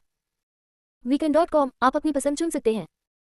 उड़ने वाला कीड़ा उस जगह के ऊपर कुछ देर तक मंडराता रहा जहां लिन युआन खड़ा था और स्कैन डेटा को मुख्यालय में भेजता रहा। पर्यवेक्षक विश्लेषक ने स्क्रीन पर टकटकी लगाए हुए कहा, डिटेक्टर ने पानी के धब्बों और किसी अज्ञात जीव द्वारा छोड़ी गई त्वचा के निशान पाए हैं। लक्ष्य वहां से जा चुका है। निशानों को देखकर ऐसा लगता है कि कोई चीज नदी से रेंगती हुई ऊपर आई थी। मुख्य नियंत्रण स्क्रीन पुराने शहर के सड़क के कोने पर सड़क निगरानी पर स्विच हो गई। मेंग शाओयुआन स्क्रीन पर लिन युआन की पीठ को घूर रही थी। एक जलीय प्राणी जिसे बुलाया गया हो, और यह बुलाए गए प्राणियों को छुपा भी सकता है। मेंग शाओयुआन ने अपनी उंगलियों से कप के किनारे को रगड़ा। दिलचस्प, टीम 2 को सूचित करो कि उसका पीछा करते रहें और देखें कि वह नदी से निकाली गई चीजों का क्या करता है। ... अब लिन युआन को काफी अधिक सुकून महसूस हो रहा था। वह तकनीक की शक्ति को अच्छी तरह जानता था। अपनी मौजूदा क्षमताओं के साथ निगरानी से बचना और कैमरों की नजरों से गायब हो जाना असंभव था। लिन युआन 20 मिनट तक पुराने शहर में घूमती रही, इससे पहले कि उसे सोने और चांदी के पुनर्चक्रण की एक दुकान मिली जिसकी बत्तियां अभी भी जल रही थी। दुकान एक हार्डवेयर स्टोर और एक ताला बनाने वाले की दुकान के बीच में थी, जिसके ऊपर एक धुंधला सा बोर्ड लटका हुआ था, Xinhua gold and silver recycling. Rolling shutter का दरवाजा आधा ऊपर खींचा हुआ था। लिन युआन झुककर अंदर घुस गई। काउंटर के पीछे 50 वर्ष की आयु का एक मोटा आदमी बैठा था, जिसकी नाक के पुल पर चश्मा टिका हुआ था और वह एक आवर्धक लेंस से सोने की अंगूठी की जांच कर रहा था। कदमों की आहट सुनकर लेंस के पीछे की आंखें लिन युआन पर ऊपर से नीचे तक घूम गईं। कुछ बेचना। लिन युआन ने काले पर चुके चांदी के हार को काउंटर पर रख दिया। उस मोटे आदमी ने अंगूठी नीचे रख दी, 2 उंगलियों के बीच हार उठाया, उसे हल्का सा तोड़कर देखा और कुंडी पर लगे हॉलमार्क की जांच की। 925। उसने दराज खोली, उसमें से एक इलेक्ट्रॉनिक तराजू निकाला और हार को उस पर जोर से पटक दिया, जिससे एक तेज आवाज हुई। 6 ग्राम 3 ग्राम, एक टुकड़ा टूटा हुआ है और हार की हालत बहुत खराब है। अपने चश्मे उतारते हुए मोटे आदमी ने अपनी पलकें थोड़ी झुकाई। 40। मुझे नकद पैसे दो। काउंटर पर 10 युआन के 4 मुड़े तुड़े नोट सरका दिए गए। लिन युआन ने उन्हें उठाया और अपनी उंगलियों से कागज की सतह को रगड़ा। प्रिंटिंग की खुरदरी सतह, जिस पर प्रकाश पड़ने पर वाटरमार्क स्पष्ट रूप से दिखाई देता है। चित्र एक अपरिचित बूढ़े व्यक्ति का था, लेकिन नोटों को अंकित करने की विधि काफी परिचित थी। उसने पैसों को करीने से मोड़कर अपनी अंदरूनी जेब में रख लिया। वह मुड़ा और बाहर चला गया। वह गली के कोने पर स्थित छोटी सी नूडल की दुकान की ओर चल पड़ा।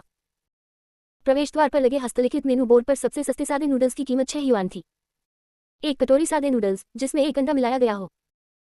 उसने दीवार के सहारे एक सीट चुनी, उसकी पीठ कोने से टिकी हुई थी और उसकी दृष्टि दुकान के प्रवेश द्वार पर केंद्रित थी। 8 युआन। मालकिन ने अपना सिर तक नहीं उठाया। नूडल्स परोसे गए। तेज गर्मी उसके चेहरे की ओर बढ़ी, जिसमें कास्टिक सोडा और कटे हुए हरे प्याज की गंध थी।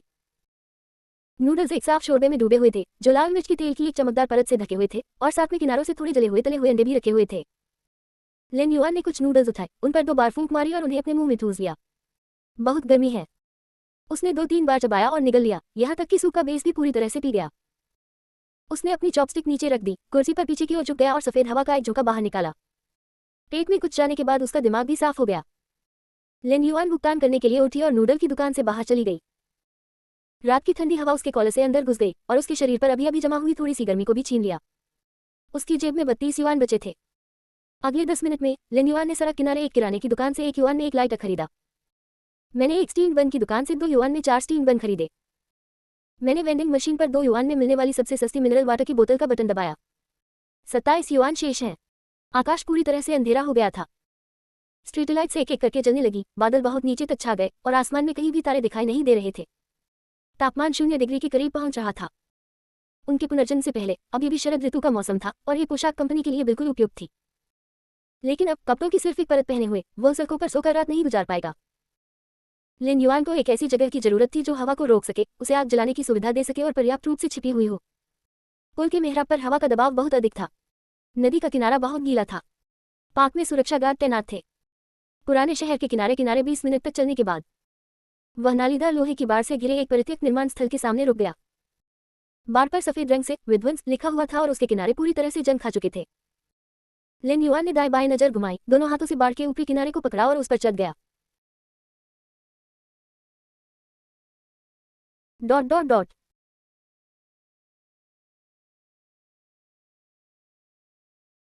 टीम 2 के निगरानी वाहन के अंदर नाइट ईगल स्क्रीन पर टिमटिमाते लाल बिंदु को घूर रही थी। पर्यवेक्षक महोदय, लक्षित व्यक्ति चानफेंग स्ट्रीट पर स्थित परित्यक्त निर्माण स्थल पर चढ़ गया। उस जमीन पर कुछ साल पहले एक मामूली दरार की घटना हुई थी, जिसके कारण परियोजना रुक गई थी और तब से वह छूती पड़ी है। संचार स्थापित हो गया और मेंग शांगयुआन की आवाज सुनाई दी। वह बहुत सतर्क है। इस तापमान में वह जानता है कि गर्म रहना और छिपना सबसे जरूरी है। क्या उसने लाइटर खरीदा है? हाँ, उसने ऐसा किया, उबले हुए बंस और पानी के साथ। साथ ही ऐसा लगता है कि उस व्यक्ति को पता है कि उस पर नजर रखी जा रही है। पहले तो उसने जानबूझकर निगरानी कैमरों से बचने की कोशिश की, लेकिन अब वह उन्हें पूरी तरह से अनदेखा कर देता है। दूसरी तरफ से चाय पीने की आवाज आ रही थी। उसकी परवाह मत करो, बस दिखती रहो। Dot dot dot. परित्यक्त निर्माण स्थल के बहुत अंदर लिन युआन कंकड़ और खरपतवारों पर कदम रखते हुए एक अर्धनिर्मित अधूरी इमारत में दाखिल हुई। तहखाने का प्रवेश द्वार कई ढह चुकी कंक्रीट की पट्टियों से अवरुद्ध था, जिसे एक प्राकृतिक अंधा स्थान बन गया था। अंदर घोर अंधेरा था और फफूंदी की तेज गंध आ रही थी। 5 मिनट तक अंधेरे में खड़े रहने के बाद जब उसकी आंखें पूरी तरह से अभ्यस्त हो गईं, तो उसने इधर उधर टटोलना शुरू कर दिया।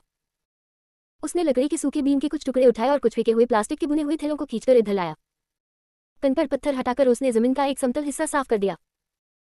उसने प्लास्टिक की थैलियों को पतली पट्टियों में फाड़कर आधार बनाया, लकड़ी के बीमों को तोड़ा और उन्हें पिरामिड के आकार में ढेर कर दिया। क्लिक। चक्की का पहिया टकराया और एक लपट उठी। प्लास्टिक की पट्टियां पहले जली, जिससे तीखा काला धुआं निकला, जिसने तुरंत लकड़ी में आग लगा दी। आग की रोशनी तेज हो गई। लिन युआन ठंडी कंक्रीट की दीवार से टेक लगाकर खड़ी थी और अलाव को घूर रही थी। लकड़ी चटकने लगी और लपटें ऊपर की ओर उठने लगी। ये तहखाना बहुत ही शांत था। पुराने कस्बे में एक परित्यक्त निर्माण स्थल पर भले ही वहां आवारा बिल्लियां या कुत्ते न हो, कम से कम चूहों या कीड़ों की आवाजाही तो होनी ही चाहिए। लेकिन अलाव की आवाज के अलावा आसपास का वातावरण सन्नाटे से भरा हुआ था। सरसराहट। तहखाने के गहरे अंधेरे से एक हल्की सी खरोंचने की आवाज सुनाई दी। कंक्रीट के फर्श पर कठोर वस्तुओं के रगड़ने की आवाज। लिन युआन ने कोई अनावश्यक हरकत नहीं की। उसका हाथ धीरे धीरे उसकी पीठ के निचले हिस्से की ओर बढ़ा। उसकी उंगलियां सभी लोगों के जीवित प्राणियों के उस गर्म ग्रंथ को छू गईं। आवाज तेज होती गई। सरसराहट, सरसराहट, सरसराहट। काइटिंग युक्त खोलों के टकराने की दांत किटकिटाने वाली ध्वनि। कुछ ही मीटर दूर स्थित एक भार वहन करने वाली दीवार के पीछे से एक विशाल काली छाया रेंगती हुई निकली। आग की रोशनी उस पर पड़ रही थी। तिलचट्टा, चक्की के पत्थर के आकार का। इसका गहरा भूरा खोल चिकनी धातु जैसी चमक से जगमगा रहा था। इसके 6 खंडों वाले नुकीले कांटों से ढके हुए थे और इसके सिर के ऊपर के 2 एंटीना तेजी से हवा में लहरा रहे थे। गहरे लाल रंग की धुंधली मिश्रित आंखों का एक जोड़ा। विशालकाय तिलचिट्टे के एंटीना ने अलाव की दिशा पर ध्यान केंद्रित किया और उसकी संयुक्त आंखों ने लिन युआन को निशाना बनाया। बिना किसी संकोच के उसके 6 पैरों ने अचानक बल लगाया। उसका विशाल शरीर हवा का एक तेज झोंका लेकर तेजी से आगे बढ़ा और जमीन के करीब पहुंच गया। बेहद तेज गति। नुकीले कांटों की आवाज कंक्रीट के फर्श पर रगड़ खाकर कानों को भेदने लगी।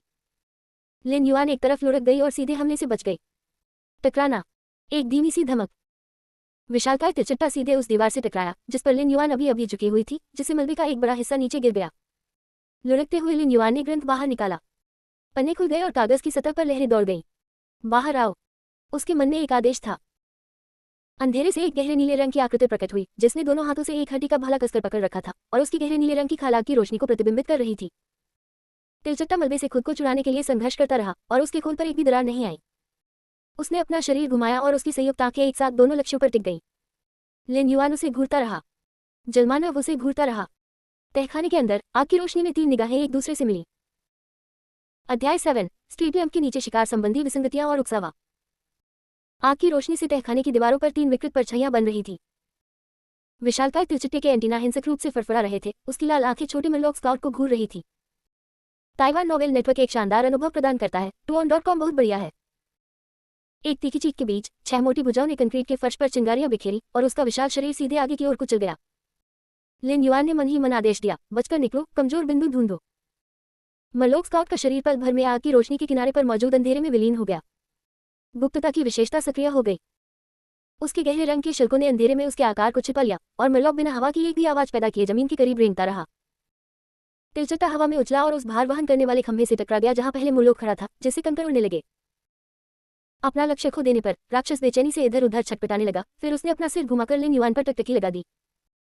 लिन युआन ने आधा कदम पीछे हटकर अपने दाहिने पैर से जमीन पर पड़ी अलाव को जोरदार लात मारी। चिंगारियों से भरी एक जलती हुई लकड़ी की बीम विशालकाय तिलचट्टे के चेहरे की ओर तेजी से गिरी। आग से डरने की पशुवत प्रवृत्ति के कारण तिलचट्टे ने अनजाने में अपना सिर थोड़ा झुका लिया। अभी अंधेरे में से एक धुंधली सी छवि तेजी से निकली। मरलोक जमीन के करीब सरक गया और तुरंत तिलचट्टे के पीछे और बगल में प्रकट हो गया। मरलोक की मांसपेशियां तन गईं और हड्डी का भाला तिलचट्टे के सिर और कवच के बीच की नाजुक खाई में हवा के टूटने की आवाज के साथ घुस गया। दबाव। शरीर से हरे रंग का तरल पदार्थ छिटककर बाहर फैल गया। उस विशालकाय तिलचट्टे ने दर्दनाक चीख मारी। उसका विशाल शरीर बेतहाशा मुड़ गया। उसकी नुकीली शाखाएं बेतहाशा इधर उधर घूम रही थी और आसपास पड़ी हुई परित्यक्त लकड़ियों को चकनाचूर कर रही थी।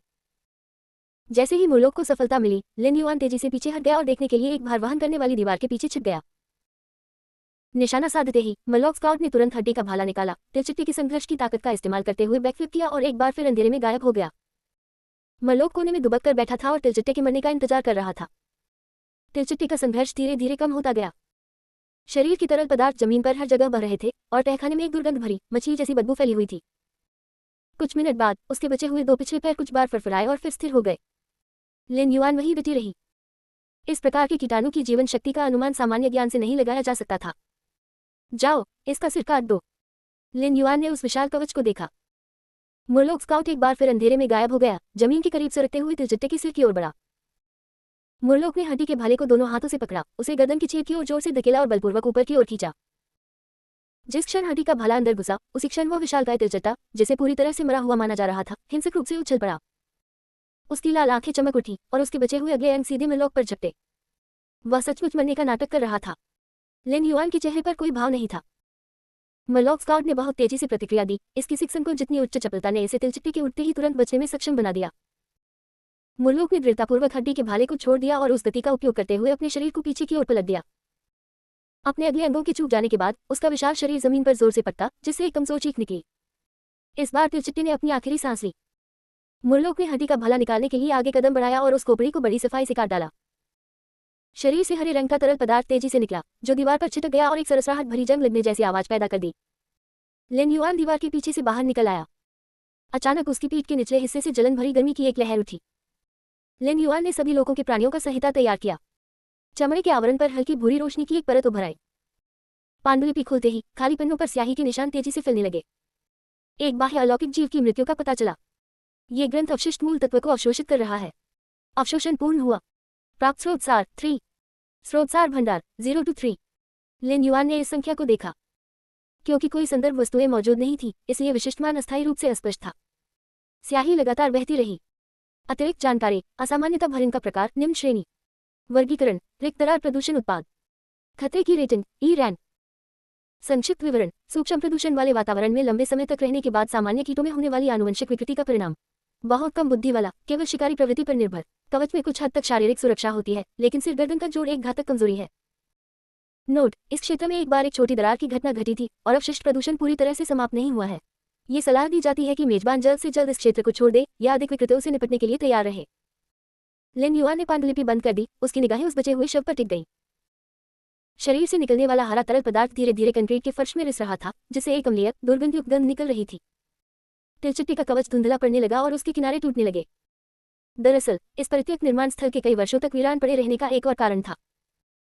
उस ग्रंथ में यह संकेत दिया गया था कि इस क्षेत्र में बचा हुआ प्रदूषण अभी तक पूरी तरह से समाप्त नहीं हुआ है। अगर तिलचट्टा जैसी कोई एक चीज होती तो शायद उनका पूरा घोंसला होता।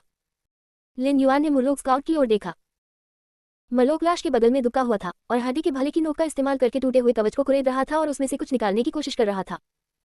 ये वस्तु नाखून के आकार की थी, जिसकी सतह पर हल्की रोशनी से जगमगाते पैटर्न बने हुए थे। मरलोक ने उसे अपने जालीदार पंजों में पकड़ा, लिन युआन के पास गया और उसे पेश करने के लिए अपना सिर नीचे झुकाया। लिन युआन ने हाथ बढ़ाकर उसे ले लिया। इसे छूने पर गर्माहट महसूस हुई और इसके अंदर धीरे धीरे तरल पदार्थ बहता हुआ हल्का सा दिखाई दे रहा था। पांडुलिपि स्वतः ही एक नए पृष्ठ पर खुल गई। वस्तु का मूल्यांकन। नाम निम्न श्रेणी वित्थन कोड। गुणवत्ता घटिया। विवरण। एक विकृत प्राणी के शरीर के भीतर संघनित प्रदूषित ऊर्जा का एक क्रिस्टलीय रूप जिसे बुलाए गए प्राणियों द्वारा अवशोषित किया जा सकता है।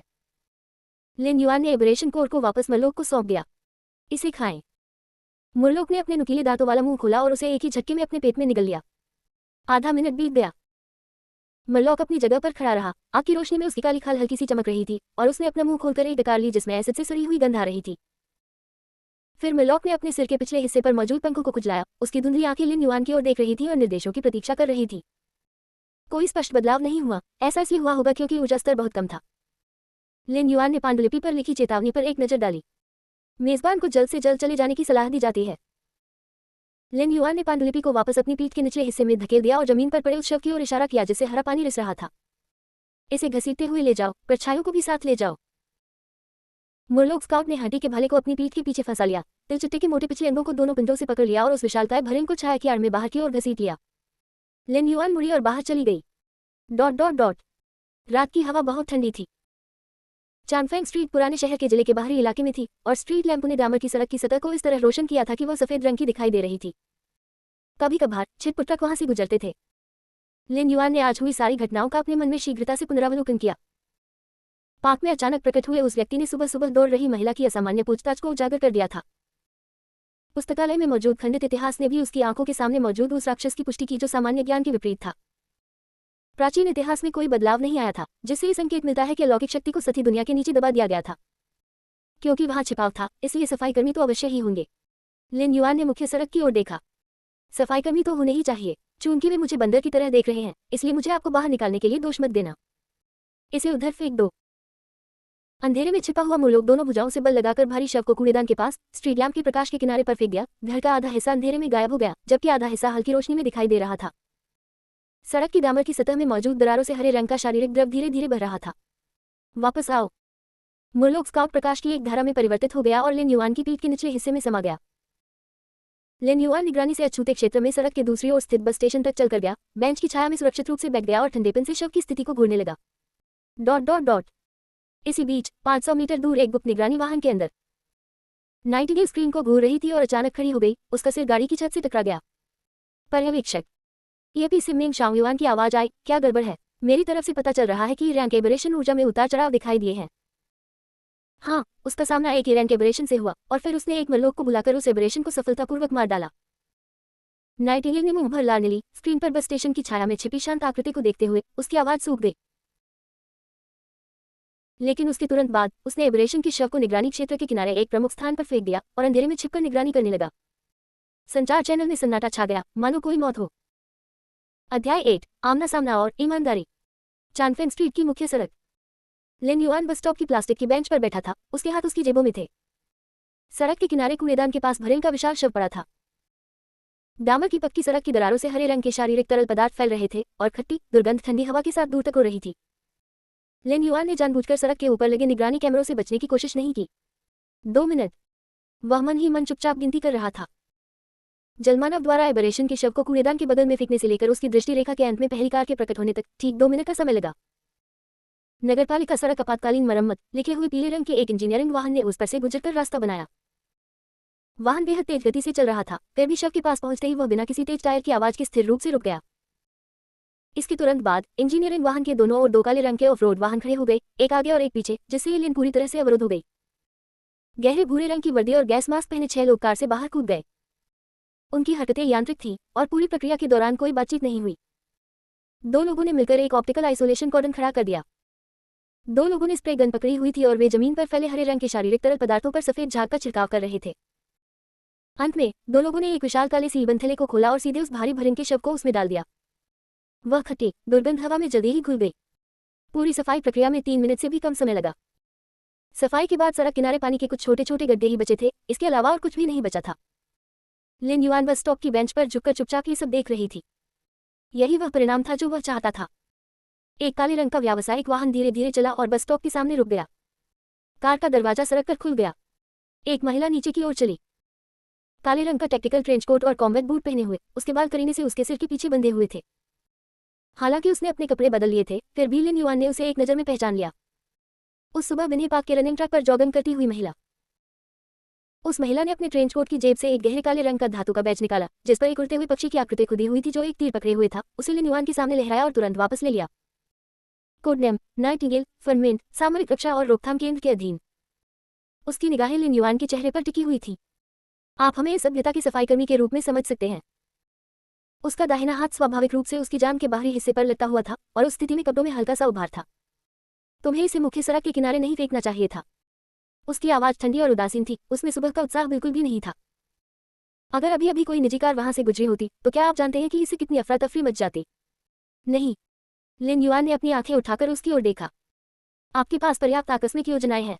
अगर कोई निजी कार सचमुच वहां से गुजरी भी तो आपके पास ड्राइवर को वह सब बुलाने का या उसे ये विश्वास दिलाने का तरीका होगा कि उसने केवल कचरे का एक थैला देखा था। नाइटिंगेल के चेहरे पर एक पल के लिए तनाव के भाव आ गए।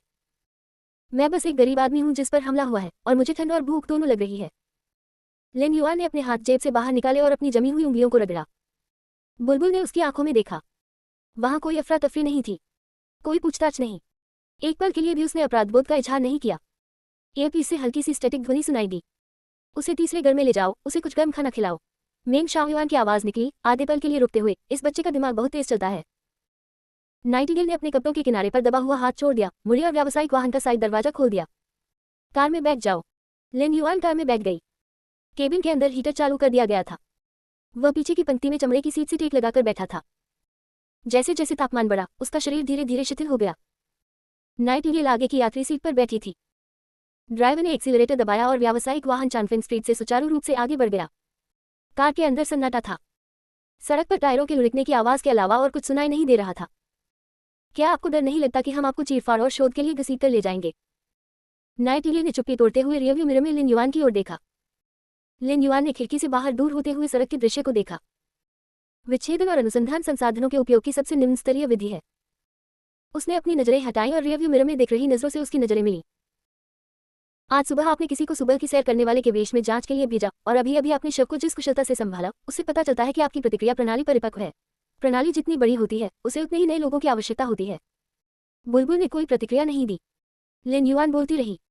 पाप में ही तुमने मुझ पर नजरें जमा ली थी। पूरे दिन तुम्हारे पास आगे बढ़ने के कई मौके थे, लेकिन तुमने ऐसा नहीं किया। इससे पता चलता है कि आपके संगठन के सिद्धांत विनाश के बजाय नियंत्रण और मार्गदर्शन की ओर अधिक झुकाव रखते हैं। जब तक मैं असामाजिक प्रवृत्ति नहीं दिखाता, तब तक मैं बातचीत करने के योग्य हूं। आगे की पंक्ति में बैठे ड्राइवर ने अपना हाथ थोड़ा सा हिलाया और कार का ढांचा थोड़ा सा डगमगा गया। नाइटिंगेल ने अपना सिर घुमाया और अब उसने रियरव्यू मिरर की ओर नहीं देखा।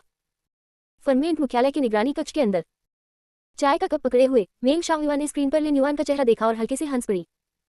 कठोर तर्क, साहसी और सावधानीपूर्वक 24 घंटे से भी कम समय में उन्होंने सीमित संपर्क के माध्यम से हमारी कार्यनीति का अनुमान लगा लिया। उन्होंने चाय की एक घूंट ली। क्या प्रतिभा है। 20 मिनट बाद व्यावसायिक वाहन पुराने शहर के बाहरी इलाके में स्थित एक नूडल रेस्तरां के सामने रुक गया। बोर्ड पर मिडनाइट ओल्ड नूडल रेस्टोरेंट लिखा था और घूमने वाला शटर दरवाजा आधा नीचे खींचा हुआ था।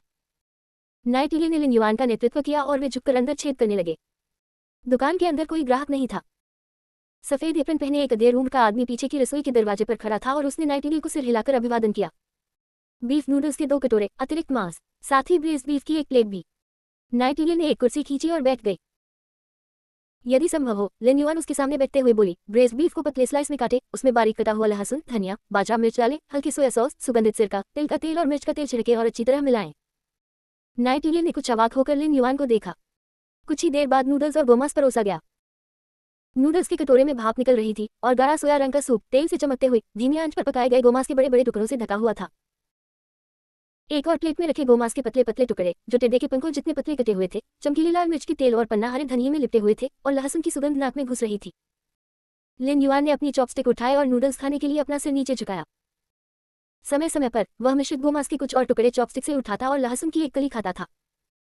10 मिनट बाद उसने नूडल सूप का आखिरी घूंट पिया और अपनी चॉपस्टिक नीचे रख दी। उसने एक टिश्यू निकाला और अपना मुंह पोंछा। भरा हुआ। तब हम बात कर सकते हैं। नाइटिंगेल ने अपने ट्रेंच कोट की भीतरी जेब से एक टैबलेट निकाला, उसे मेज पर रखा, स्क्रीन नीचे की ओर थी। प्रक्रिया के अनुसार मुझे पहले कुछ बुनियादी जानकारियों की पुष्टि करनी होगी। आपका नाम, आपके मूल जगत की बुनियादी स्थिति और आप अपने साथ क्या लेकर चल रहे हैं। अभी मुझसे पूछने की जल्दी मत करो। लिन युआन ने उसकी बात काट दी। नाइटिंगेल की उंगलियां टैबलेट के किनारे पर आकर रुक गईं। लिन युआन कुर्सी की पीठ से टिककर बैठ गया, अपने दोनों हाथ मेज की सतह पर रखे हुए, उंगलियां आपस में टकराई हुई थी। पहले अपना दृष्टिकोण व्यक्त करें। नजरिया। लिन युआन ने अपनी उंगलियों पर गिनती की। एक दिन में ही आपने पर्याप्त डेटा एकत्र कर लिया है। मेरे व्यवहार का पैटर्न, मनोवैज्ञानिक प्रोफाइल और तनाव प्रतिक्रिया सीमा, ये सभी शायद दर्ज हो चुके हैं। लेकिन मेरा क्या होगा? मैं आपको केवल अपने सामने रखे इस बीफ नूडल्स के कटोरे और बीफ की इस प्लेट के रूप में ही जानती हूँ। हम। उसने फिर से अपने हाथ जोड़ लिए। असंतुलित जानकारी के साथ बातचीत करना व्यर्थ है। मुझसे कुछ भी पूछने से पहले आपको मुझे कुछ देना होगा। क्या? ईमानदारी। बुलबुल 3 सेकंड तक चुप रही। ईयरपीस से मेंग शाओयुआन की आवाज आए, उसे हमारा नाम बता दो, बुनियादी स्तर पर।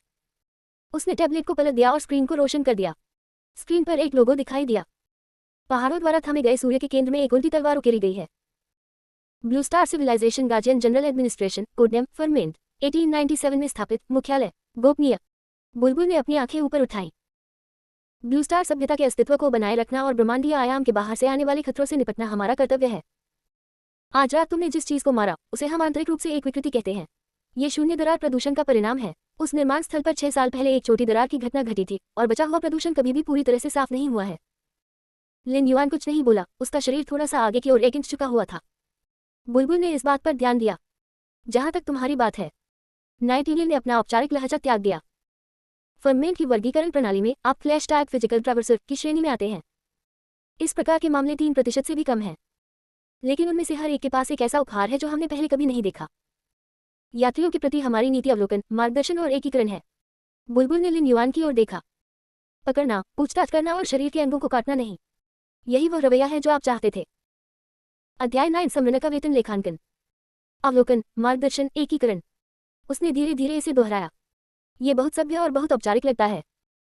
लेकिन नीतियां तो सिर्फ रूपरेखा होती हैं। मैं उनके कार्यान्वयन के उपायों के बारे में जानना चाहता हूँ। वह थोड़ा आगे की ओर झुका। अगर मैं आपके अधिकार क्षेत्र में नहीं रहना चाहता तो आप इसे कैसे संभालेंगे? उसने अपना दाहिना हाथ आगे बढ़ाया और 3 उंगलियां उठाईं। ताइवान नोवेल नेटवर्क आपको पढ़ने में मदद करता है, बेहद विचारशील। प्रारंभिक मूल्यांकन पूरा कर चुके प्रवासियों के लिए हम 3 रास्ते पेश करते हैं। एक उंगली से दबाया। सबसे पहले हमसे जुड़े, टियानक्योंग के औपचारिक या बाहरी सदस्य बने। सामान्य प्रशासन आपके लिए एक त्रुटिहीन कानूनी पहचान तैयार करेगा जिसमें परिवार का पंजीकरण, शैक्षिक पृष्ठभूमि, सामाजिक सुरक्षा रिकॉर्ड और एक तार्किक पिछला अनुभव शामिल होगा। आपको मुआवजा, असाधारण संसाधन आवंटन, विशेषाधिकार और आंतरिक खुफिया जानकारी तक पहुंच के अधिकार प्राप्त होंगे। इसके बदले में आपको जनरल एडमिनिस्ट्रेशन के आदेशों का पालन करना होगा, दरार की घटनाओं को संभालना होगा और विकृतियों को दूर करना होगा। लिन युआन ने सिर हिलाया। दूसरी उंगली ने नीचे की ओर दबाव डाला। आप सामान्य प्रशासन में शामिल नहीं होते हैं, लेकिन आपको सती दुनिया के पारलौकिक गुप्त समझौते पर हस्ताक्षर करना होगा और उसका पालन करना होगा। हम आपको एक बुनियादी कानूनी पहचान प्रदान करते हैं जिससे आप एक सामान्य व्यक्ति की तरह रह और काम कर सकते हैं। इसका नतीजा ये होगा कि आपको प्रमुख निगरानी सूची में डाल दिया जाएगा। संचार, यात्रा और पूंजी प्रवाह की नियमित रूप से समीक्षा की जाती है। आप आम लोगों के सामने किसी भी प्रकार की असाधारण शक्ति का प्रदर्शन नहीं कर सकते, नहीं आप व्यक्तिगत लाभ के लिए शक्ति का दुरुपयोग कर सकते हैं या सामाजिक व्यवस्था को बिगाड़ सकते हैं। उल्लंघन होने पर संचालन विभाग तुरंत हस्तक्षेप करेगा। वह एक पल के लिए रुक गई। संक्षेप में कहें तो अपनी सभी क्षमताओं को त्याग दें और एक साधारण व्यक्ति बन जाएं। लिन युआन ने 2 सेकंड तक सोचा। फिर तीसरा। उसने अपना सिर उठाया और नाइटिंगेल की बची हुई तर्जनी उंगली को देखा। निर्वासन।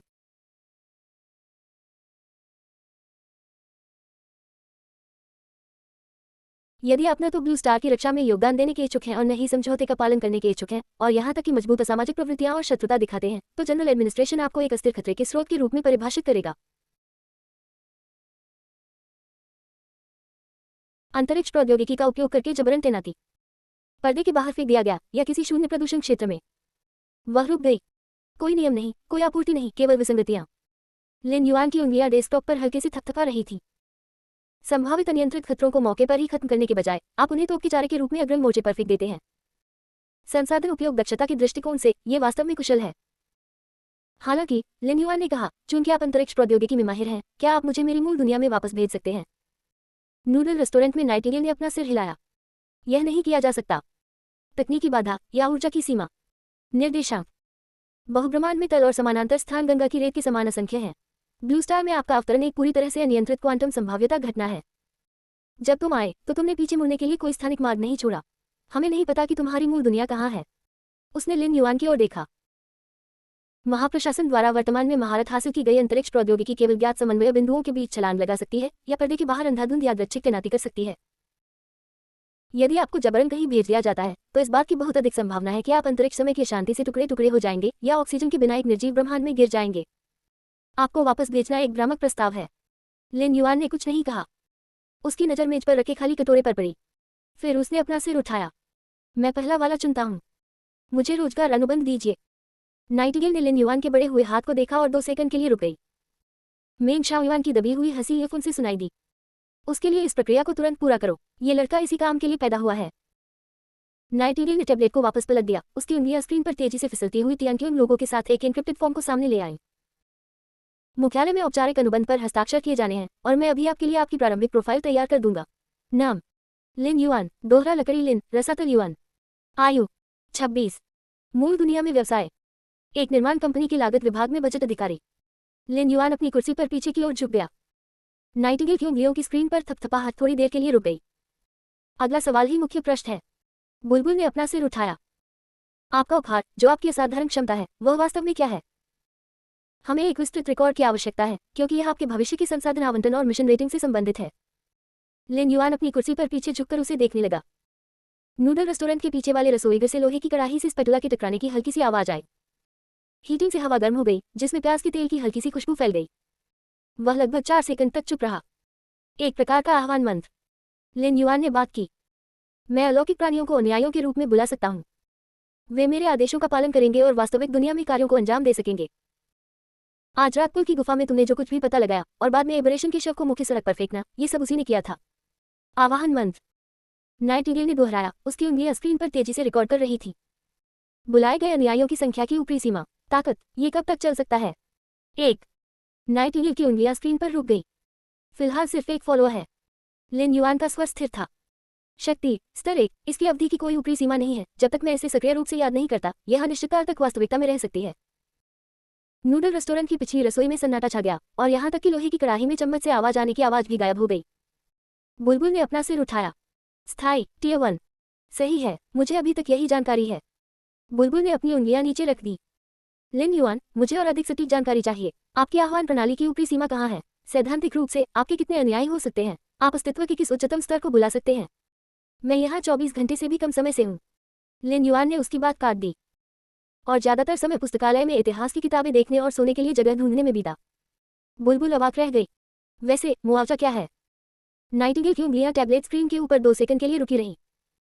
3 महीने की परिवीक्षा अवधि, 8000 का मासिक वेतन। बेशक, ये बुनियादी आय है जो मुख्य रूप से मिशन पुरस्कारों पर निर्भर करती है। लिन युआन के चेहरे पर कोई भाव नहीं बदला। नियमित होने के बाद यह मिशन रेटिंग के अनुसार बढ़ता रहता है, जिसमें मूल वेतन 12,000 होता है।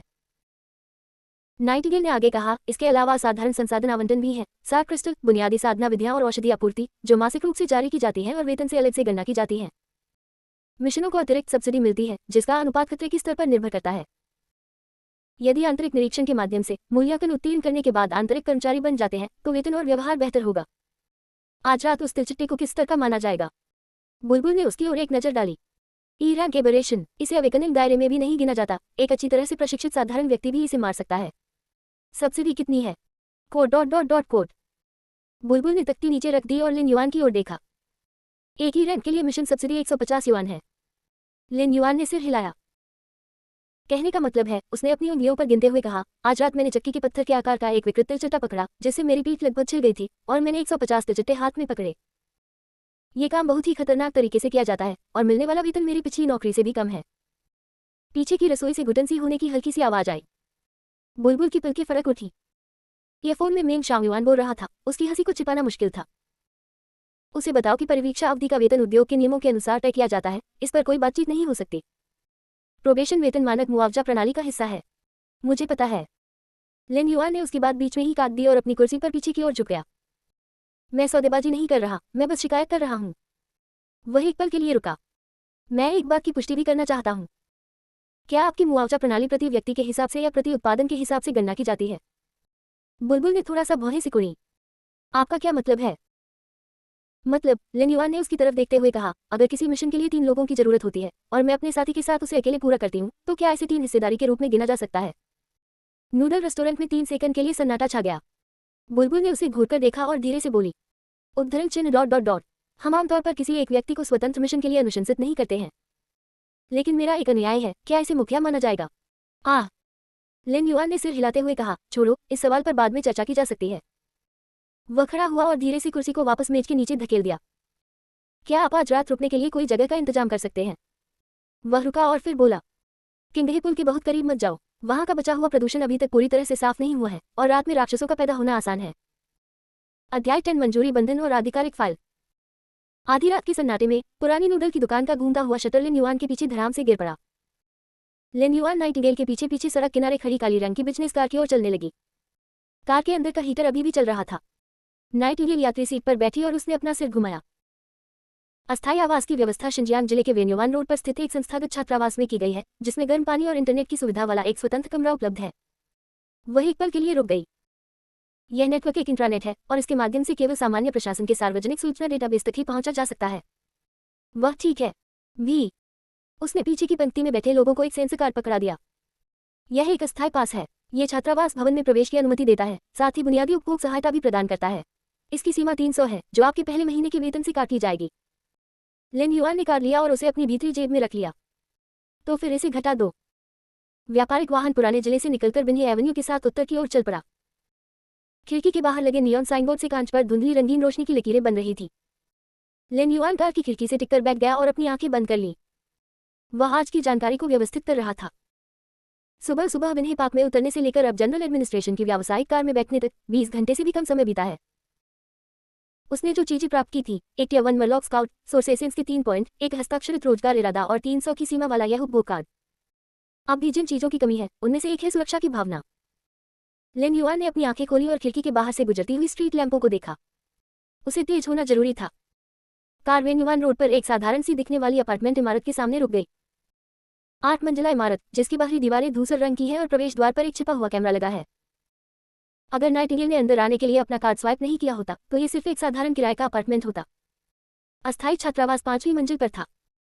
कमरा छोटा नहीं था और काफी आलीशान था। वहां वह सब कुछ मौजूद था जो होना चाहिए था। बिस्तर, सोफा, टीवी, डेस्क, बाथरूम, रसोई घर। पर्दे ब्लैकआउट फैब्रिक के थे, जिन्हें खींचने के बाद पूरा कमरा बाहरी दुनिया से अलग हो जाता था। खिड़की भीतरी आंगन की ओर खुलती थी और सड़क दिखाई नहीं देती थी। कल सुबह 9 बजे मैं आपको लेने आऊंगा ताकि ऑनबोर्डिंग की प्रक्रिया पूरी कर सकूं। नाइटिंगेल दरवाजे पर खड़ी थी, उसका हाथ दरवाजे के फ्रेम पर टिका हुआ था। यदि आपके कोई प्रश्न है, तो बिस्तर के पास स्थित लाल बटन दबाएं, जो सीधे 24 घंटे ड्यूटी पर मौजूद कर्मचारियों से जुड़ता है। वह दरवाजा बंद करने ही वाली थी कि वह फिर रुक गई। लिन युआन, आज आपने एक ग्रेड विसंगति से जिस तरह निपटा, वह मानक नहीं था। जिस स्थान पर वह सेवक प्रकट हुआ, वह एक खुला क्षेत्र था। हालांकि आपने जो स्थान चुना वह निगरानी का अंधा क्षेत्र था, फिर भी स्रोत सार में उतार चढ़ाव का पता लगाया जा सकता है। भविष्य में विशेष अनुमति के बिना बुलाने की क्रियाएं निर्धारित स्थानों पर ही की जानी चाहिए या शाखा को पहले से सूचित किया जाना चाहिए। लिन युआन ने बाथरूम के दरवाजे से अपना सिर घुमाया और उसकी तरफ देखा। समझ गया। वह एक पल के लिए रुका। उस दिलचट्टी ने ही इसकी शुरुआत की थी। नाइटिंगेल ने लिन युआन की ओर आंखें घुमाई और बाहर से दरवाजा बंद कर दिया। लिन युआन ने पर्दे बंद किए, अपनी जैकेट उतारी और उसे कुर्सी के पीछे टांग दिया और बाथरूम में चले गए। शावर हेड में पानी का दबाव अच्छा था और पानी का तापमान स्थिर था। ऊपर से गर्म पानी गिरने लगा और धीरे धीरे भाप से वह संकरा स्थान भर गया। वह 5 मिनट तक पानी की आवाज के बीच खड़ा रहा। उसने वाल्व बंद किया, बाहर आया और अपने बाल सुखाए। अलमारी में सफेद क्रू नेक शर्ट और ग्रे स्वेटपैंट तैयार रखे थे। एक साइज बड़ा था, लेकिन वे बहुत साफ थे। वह बिस्तर के किनारे पर बिना लेटे बैठा रहा। सेंसर कार्ड को डेस्क पर रखा गया था। मोबाइल फोन नाइट स्टैंड पर रखा हुआ था। उसके फोन की स्क्रीन काली थी और सिग्नल बार पर हमेशा नो सर्विस लिखा रहता था। लिन युआन ने फोन उठाया और स्क्रीन ऑन कर दी। वॉलपेपर डिफॉल्ट तारों भरे आकाश की छवि थी। उसने इसे इसलिए नहीं बदला क्योंकि वह आलसी था। एल्बम में 137 तस्वीरें थी। कंपनी की टीम बिल्डिंग कार्यक्रम की ग्रुप तस्वीरें, नीचे की सुविधा स्टोर से लाई गई ओडन बियर, उसके वर्कस्टेशन पर पहाड़ों की तरह ढेर सारी फाइलें और डूबते सूरज की एक धुंधली तस्वीर। परिवार के सदस्यों की कोई तस्वीरें नहीं थी। लिन युआन एक अनाथालय में पली बड़ी। उसने धुंधली सूर्यास्त को 2 सेकंड तक घूर कर देखा। उसने स्क्रीन बंद कर दी और फोन को नाइट स्टैंड पर उल्टा रख दिया। वह उठा और उसने लाइट बंद कर दी। ब्लैकआउट पर्दों ने बाहर से आ रही शहर की सारी रोशनी को रोक दिया और कमरा पूरी तरह से अंधेरे में डूब गया। लिन युआन बिस्तर पर लेट गया और रजाई को अपनी छाती तक खींच लिया। सोने से पहले उसने ग्रंथ खोला और उस पर एक नजर डाली। मूल तत्व संतुलन 3 बिंदु। एक नए टीआई रैंडम समन कार्ड के लिए एक्सचेंज करने के लिए 10 पॉइंट्स की आवश्यकता थी। 7 अंक कम रह गए। मुर्लुक स्काउट उपयोगी था, लेकिन इसकी एकल युद्ध क्षमता सीमित थी। उसे और अधिक बुलाए गए प्राणियों और स्रोतसार के अधिक स्थिर स्रोत की आवश्यकता थी। कोडेक्स इंटरफेस बंद हो गया। चारों ओर अंधेरा छाया हुआ था। अगले दिन सुबह 8:50 पर लिन युआन समय पर अपार्टमेंट के दरवाजे पर खड़ी थी। उन्होंने जनरल एडमिनिस्ट्रेशन द्वारा उपलब्ध कराई गई गहरे नीले रंग की स्पोर्ट्स ड्रेस पहन ली थी और पैरों में उसी रंग के काले रंग के कॉम्बैट बूट्स थे। कपड़े में किसी प्रकार का कठोर रेशा मिलाया गया था, जिससे छूने पर यह हल्का सा फ्रॉस्टेड जैसा महसूस होता था। ठीक 9 बजे वह काली व्यावसायिक कार समय पर सड़क किनारे रुक गई। नाइटिंगेल ने कार का दरवाजा खोला। उसके हाथों में सोया दूध के 2 बैग और तले हुए बन का एक बैग था। गाड़ी में बैठिए और प्रक्रिया पूरी करने के लिए शाखा में जाए। उसने नाश्ता लिन युआन को दिया और उस पर एक नजर डाली। अच्छी से सोया, इतना खराब भी नहीं। लिन युआन ने सोया दूध और तले हुए बन लिए और पीछे की पंक्ति में बैठ गई। कार का दरवाजा बंद हो गया, जिससे सुबह की ठंड अंदर ही रह गई। उसने सोया दूध की बोतल का ढक्कन खोला, एक घूंट लिया और एक तले हुए बन को उठा लिया। क्या आप लोग नाश्ते में मोटे दाने वाले पैनकेक खाते हैं? इसे ग्रहण करें या छोड़ दें? नाइटिंगेल ने आगे की सड़क की स्थिति का जायजा लिया। हम शिनजियांग जिले की शाखा में जा रहे हैं, जिसका कोड नेम बीहाइव है। आपकी भर्ती प्रक्रिया, पहचान संबंधी जानकारी का प्रत्यारोपण और प्रारंभिक प्रशिक्षण सभी वहीं पूरे किए जाएंगे। हम मधुमक्खी का छत्ता, एक और आंतरिक कोड नाम। हालांकि ये काफी खतरनाक लग रहा था। आपकी अस्थायी पहचान फाइल कल रात प्रारंभिक रूप से तैयार कर ली गई थी। आज मुख्य रूप से बायोमेट्रिक जानकारी एकत्र करने और अनुमति कुंजी को जोड़ने का कार्य है। यदि सब कुछ सुचारू रूप से चलता है तो आपको दोपहर तक अपना आधिकारिक पहचान पत्र और संचारक मिल जाएगा। लिन युआन ने तले हुए बन का आखिरी टुकड़ा निगल लिया और पैकेजिंग बैग को मोड़ दिया। प्रारंभिक प्रशिक्षण का विषय क्या है? सती जगत में पारलौकिक प्राणियों के गुप्त समझौते की लेखों की व्याख्या, स्रोतसार का मूल सिद्धांत, सामान्य विपथन चित्रणों की पहचान और सुरक्षित घरों और आपातकालीन संपर्क बिंदुओं के उपयोग के तरीके। नाइटिंगेल की बोलने की गति बहुत तेज थी और वह बिना रुके बोलती थी। ये सब सैद्धांतिक ज्ञान है। आपका वास्तविक युद्ध मूल्यांकन उसे युद्ध मूल्यांकन नहीं माना जा सकता। ये तो बस आपकी क्षमताओं का परीक्षण है, जो तब आयोजित किया जाएगा जब आप चीजों से परिचित हो जाएंगे। लिन युआन ने सिर हिलाया। वह कुर्सी की पीठ से टिक गया और खिड़की से बाहर देखने लगा। सुरक्षा की बुनियादी गारंटी तो थी, लेकिन इसकी कीमत एक बहुत बड़ी प्रणाली में प्रवेश करना था। उसे जल्द से जल्द अपना मूल्य बढ़ाना था। वह स्रोतसार प्राप्ति चैनलों, बुलाए गए प्राणियों की संख्या और मिशन युद्ध रिकॉर्ड का प्रदर्शन कर सकता था। जो भी उसे पहले मिलेगा वही निर्णायक मोड़ होगा। व्यापारिक वाहन लगभग 20 मिनट तक चला और एक बड़े लॉजिस्टिक्स पार्क में मुड़ गया। कंटेनर ट्रक अंदर बाहर आ जा रहे थे और नीले रंग के काम के कपड़े पहने मजदूर फोकलिफ्ट चलाकर गोदामों के बीच सामान ला रहे थे। गाड़ी किसी गोदाम के सामने नहीं रुकी। ये सीधे पार्क के सबसे अंदरूनी हिस्से में गया और बिना किसी निशान वाली एक दूसरी इमारत के सामने रुक गया। इसकी आंतरिक संरचना बाहर से दिखने की तुलना में कहीं अधिक विशाल थी। दोहरी पुतली और उंगलियों के निशान से सत्यापन के साथ 3 धातु के फाटकों से गुजरने के बाद लिन युआन ने नाइटिंगेल का अनुसरण किया और आधिकारिक तौर पर मधुमक्खी के चत्ते में प्रवेश किया। रक्त निकालना, अस्थि आयु परीक्षण, सोर्स एसेंस बैंड रिकॉर्डिंग। शाम 5 बजे 8 घंटे तक चलने वाली मशीनीकृत प्रक्रिया समाप्त हुई। लिन युआन परीक्षण कक्ष से उठ बैठा और अपनी दर्दग्रस्त बाहों को झटकने लगा। नाइटिंगेल एक ताज़ा छपी हुई पेपर रिपोर्ट लेकर वहां पहुंची। आपकी मूल ऊर्जा का दायरा बहुत खास है, जो मानसिक प्रकार की ओर झुकाव रखता है, लेकिन ये किसी भी ज्ञात मानसिक उत्परिवर्तन मॉडल में पूरी तरह से फिट नहीं बैठता है। मुख्यालय द्वारा दी गई प्रारंभिक रेटिंग जागृति क्षेत्र की प्रारंभिक अवस्था है। उसने रिपोर्ट लिन युआन को सौंप दी। बधाई हो, अब से आपको स्काई टावर का बाहरी कर्मचारी माना जाएगा। लिन युआन ने रिपोर्ट नहीं देखी। उसने नीली वर्दी की जैकेट पहनी और जिप बंद कर ली। आमतौर पर सरकार पहले वेतन देती है ना? क्या मैं अभी अपना वेतन ले सकता हूँ? बुलबुल की हरकतें एक पल के लिए थम गईं। वह मुड़ गई। मेरे साथ लॉजिस्टिक्स विभाग में आइए।